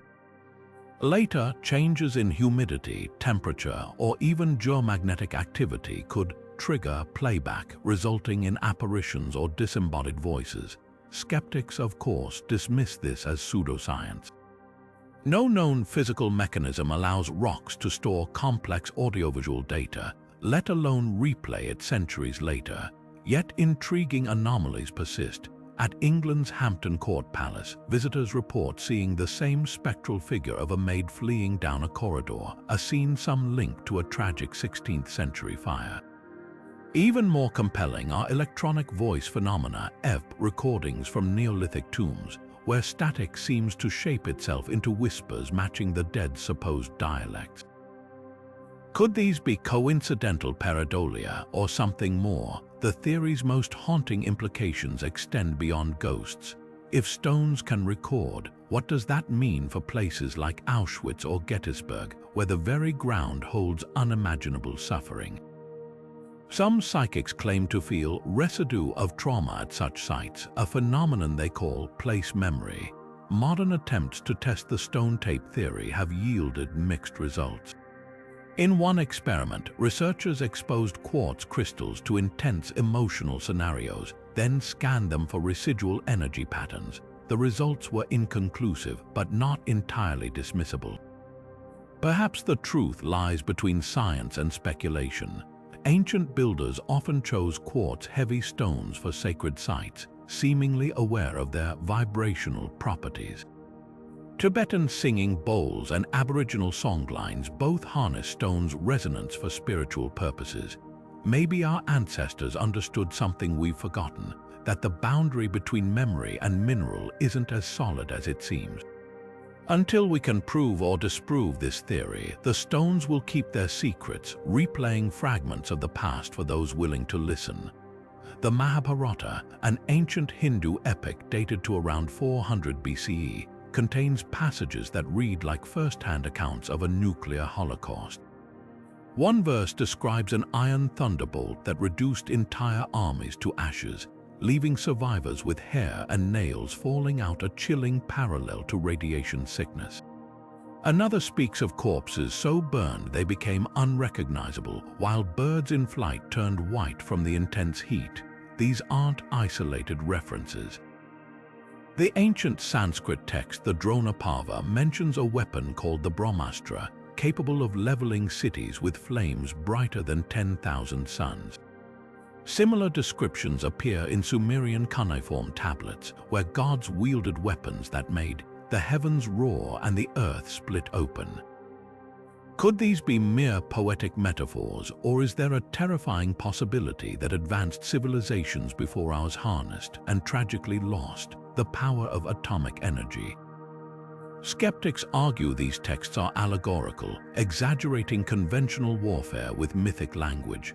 But the ruins of Mohenjo-Daro in modern-day Pakistan add physical evidence to the debate. When archaeologists excavated this 4,000-year-old city, they found skeletons scattered in streets as if struck by sudden catastrophe, some still holding hands or clutching bowls mid-meal. Even stranger, certain skeletons show radiation levels 50 times higher than natural background levels. The city's bricks appear vitrified, fused into glass by temperatures exceeding 1,500 degrees Celsius. a phenomenon typically associated with thermonuclear explosions or meteor impacts. Yet there's no crater, no volcanic evidence, just a layer of radioactive ash. Then there's the curious case of the Libyan desert glass, stretching over thousands of square miles near the Egyptian border. This neon yellow silica glass requires temperatures hotter than lightning strikes to form. Scientists confirm it dates to roughly 29 million years ago, but its creation remains unexplained. Some theorists propose an ancient airburst event like the Tunguska explosion of 1908, but on a far grander scale. Others point to Herodotus's accounts of a civilization beyond the Atlas Mountains that possessed fire from the gods before vanishing without trace. The most haunting question isn't whether ancient nuclear wars happened, but how much knowledge has been lost to time.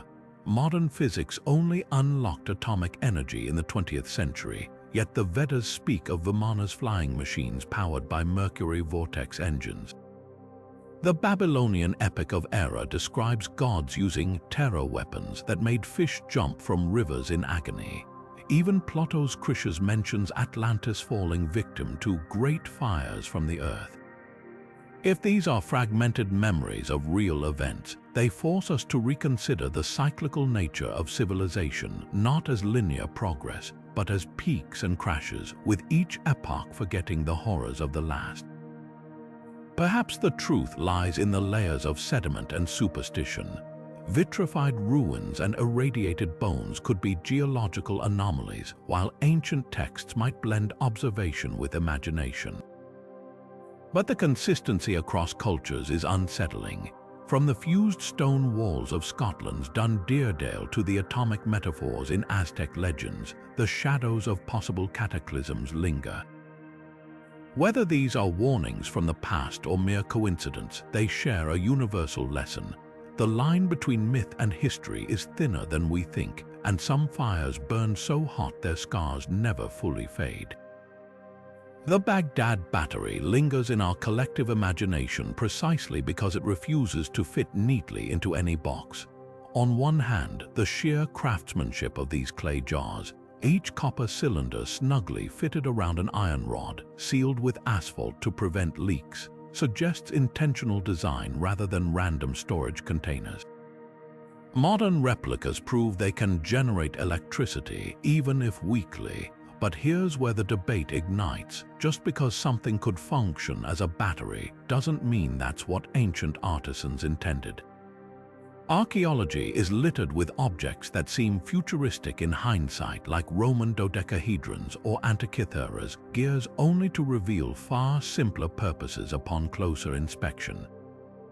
Consider the counter-arguments. The absence of wires, electrodes, or any complementary devices in the archaeological record is glaring.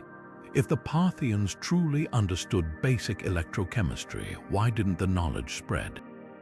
Why no murals or texts describing light from jars? Skeptics propose these vessels held sacred scrolls, their metal components merely structural supports to deter pests. The asphalt, in this view, wasn't a sealant but a preservative, keeping moisture from decaying parchment. Even the gold-plated artifacts found nearby could have been gilded using fire techniques, methods well documented in other ancient cultures. Yet dismissing the battery theory entirely feels equally unsatisfying. History brims with technologies that emerged in isolation before vanishing. Take Greek fire or Damascus steel, advanced innovations lost because their creators guarded secrets too closely. Perhaps the Baghdad Battery was a serendipitous discovery, its potential never fully realized. Imagine a temple healer noticing vinegar-soaked cloths tingled against the skin when touching both metals, repurposing the effect for pain relief. Or metalworkers stumbling upon electroplating by accident, never grasping the science behind it. The truth likely lies in the gray area between wonder and practicality. Ancient people weren't primitive, they were observant, creative, and capable of brilliance with the tools they had. The Baghdad Battery might not prove a lost electrical grid, but it does reveal how narrow our assumptions can be. We judge the past through the lens of modern science, forgetting that innovation isn't linear. Some ideas flicker briefly, then fade, not because they lacked merit, but because the right conditions to sustain them never arrived. What makes this artifact timeless isn't whether it powered lamps or held scrolls. It's the questions it forces us to ask. How many other oddities in museums are we misinterpreting? How much knowledge vanished because it wasn't written down or because the wrong city burned? The Baghdad battery humbles us. It's a whisper across millennia, reminding us that history isn't a puzzle to be solved, but a conversation, one where the past still has surprises left to share. Stretching across continents and centuries, a hidden pattern emerges, an invisible thread connecting ancient monuments in ways that defy coincidence. The Great Pyramid of Giza, Stonehenge, and the ancient city of Teotihuacan in Mexico don't just share architectural brilliance, they align with staggering precision along ley lines and celestial coordinates. The pyramids of Giza mirror Orion's belt star formation with near-perfect accuracy, while the Nazca Lines in Peru intersect with solstice sunrises and the Andes' sacred peaks. Even more baffling, these sites often sit at mathematically significant latitudes. The Great Pyramid's location aligns with the speed of light when its coordinates are converted into numbers. How could cultures separated by oceans and millennia have woven such precision into their monuments without satellites or shared blueprints? One theory points to a lost global civilization, a precursor culture that mapped the Earth's energies and passed down this knowledge through oral traditions or fragmented records. The Dogon people of Moai, for instance, possessed advanced astronomical knowledge of Sirius's invisible companion star long before telescopes confirmed its existence. Could similar cosmic insights have guided the placement of temples and megaliths? The concept of sacred geometry suggests ancient builders encoded universal mathematical principles, the golden ratio, pi, Fibonacci sequences into their structures, creating a hidden network of harmonic resonance. The Angkor Wat complex in Cambodia, when overlaid on a star chart, matches the constellation Draco, while its distance from Giza equals exactly 72 degrees of longitude, a number recurrent in ancient cosmologies. But skeptics argue these alignments are cherry-picked illusions, the product of pattern-seeking minds projecting meaning onto random placements. With thousands of ancient sites dotting the globe, some are bound to align by chance. The human brain excels at connecting dots even where none exist. Statistical analyses show many mysterious alignments fall within expected margins of error, especially when selective measurements ignore nearby sites that don't fit the pattern. The Nazca Lines' straight paths, for example, could reflect ritual procession routes rather than celestial maps, their precision achievable with simple stakes and ropes. Yet some connections resist easy dismissal. The ancient Peruvian site of Cusco was designed in the shape of a puma, with its central temple, Coricancha, positioned at the animal's heart, a spot that also marks the intersection of two major ley lines. Similarly, the Great Pyramid's alignment with true north is accurate to within 1/15th of a degree, a feat requiring knowledge of Earth's axis that shouldn't have existed in 2500 BCE. Even more intriguing, many aligned sites sit atop geological fault lines or underground water channels, hinting at a possible understanding of telluric currents Earth energies modern science is only beginning to study. The debate ultimately hinges on perspective. To some, these alignments reveal a forgotten epoch of human unity when cultures shared a deeper connection to the cosmos. To others, they're testament to humanity's universal fascination with the heavens, a collective urge to anchor our monuments to the stars, whether through shared knowledge or parallel inspiration. What's undeniable is the awe these patterns inspire, urging us to question not just how they were achieved, but why. In a world without borders, our ancestors may have left us a message not in stone, but in the silent language of alignment, a whisper across time that we're only now learning to hear. From the Epic of Gilgamesh to the biblical tale of Noah, Flood myths ripple through nearly every ancient culture like echoes of a shared nightmare. The Mesopotamians spoke of Enlil drowning humanity in the Epic of Atrahasis, while the Aztecs recounted the destruction of the fourth sun by torrential rains. Even indigenous Australian traditions describe ancestral heroes escaping rising waters in hollow logs. This uncanny consistency over 300 flood narratives spanning every continent except Antarctica raises a haunting question. Could these stories be fragmented memories of real cataclysms that reshaped our early history? Geology offers startling clues. Around 7,600 years ago, the Mediterranean Sea exploded into the Black Sea basin through the Bosporus Strait, transforming a freshwater lake into a saltwater expanse in what scientists call the Black Sea Deluge hypothesis. Core samples reveal submerged shorelines and ancient river channels drowned under 400 feet of water, while radiocarbon dating of mollusk shells confirms a sudden influx of Mediterranean species. For coastal farming communities, this wouldn't have been gradual rising tides, it would have been a wall of water swallowing the horizon, an event so traumatic it seared itself into oral traditions for millennia.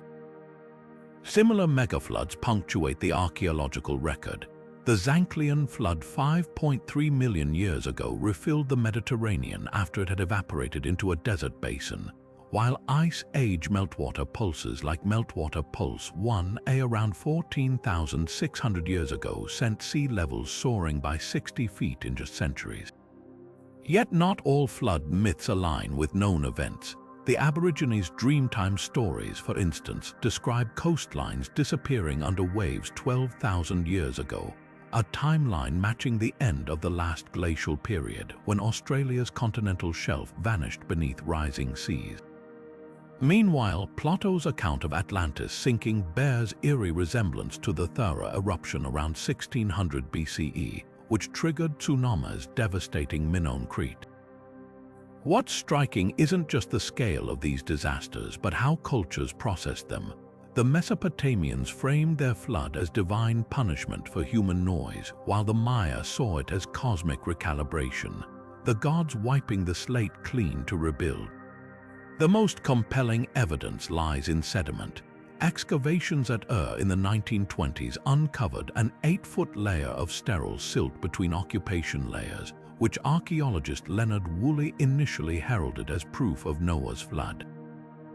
Later studies showed it was a localized Euphrates overflow, but the discovery highlighted how real floods could seed legendary ones. Similarly, China's Great Yu Flood myth correlates with evidence of Yellow River breaches around 1900 BCE that rerouted the river's course for centuries.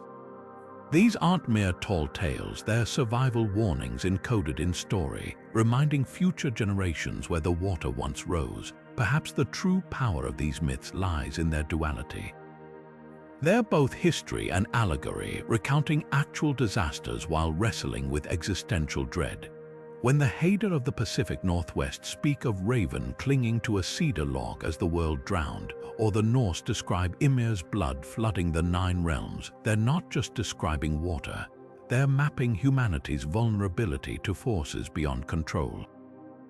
The floods live on not because they happened, but because they could happen again. In an era of rising seas and climate uncertainty, these ancient stories feel less like relics and more like relics whispers across time, urging us to read the tides.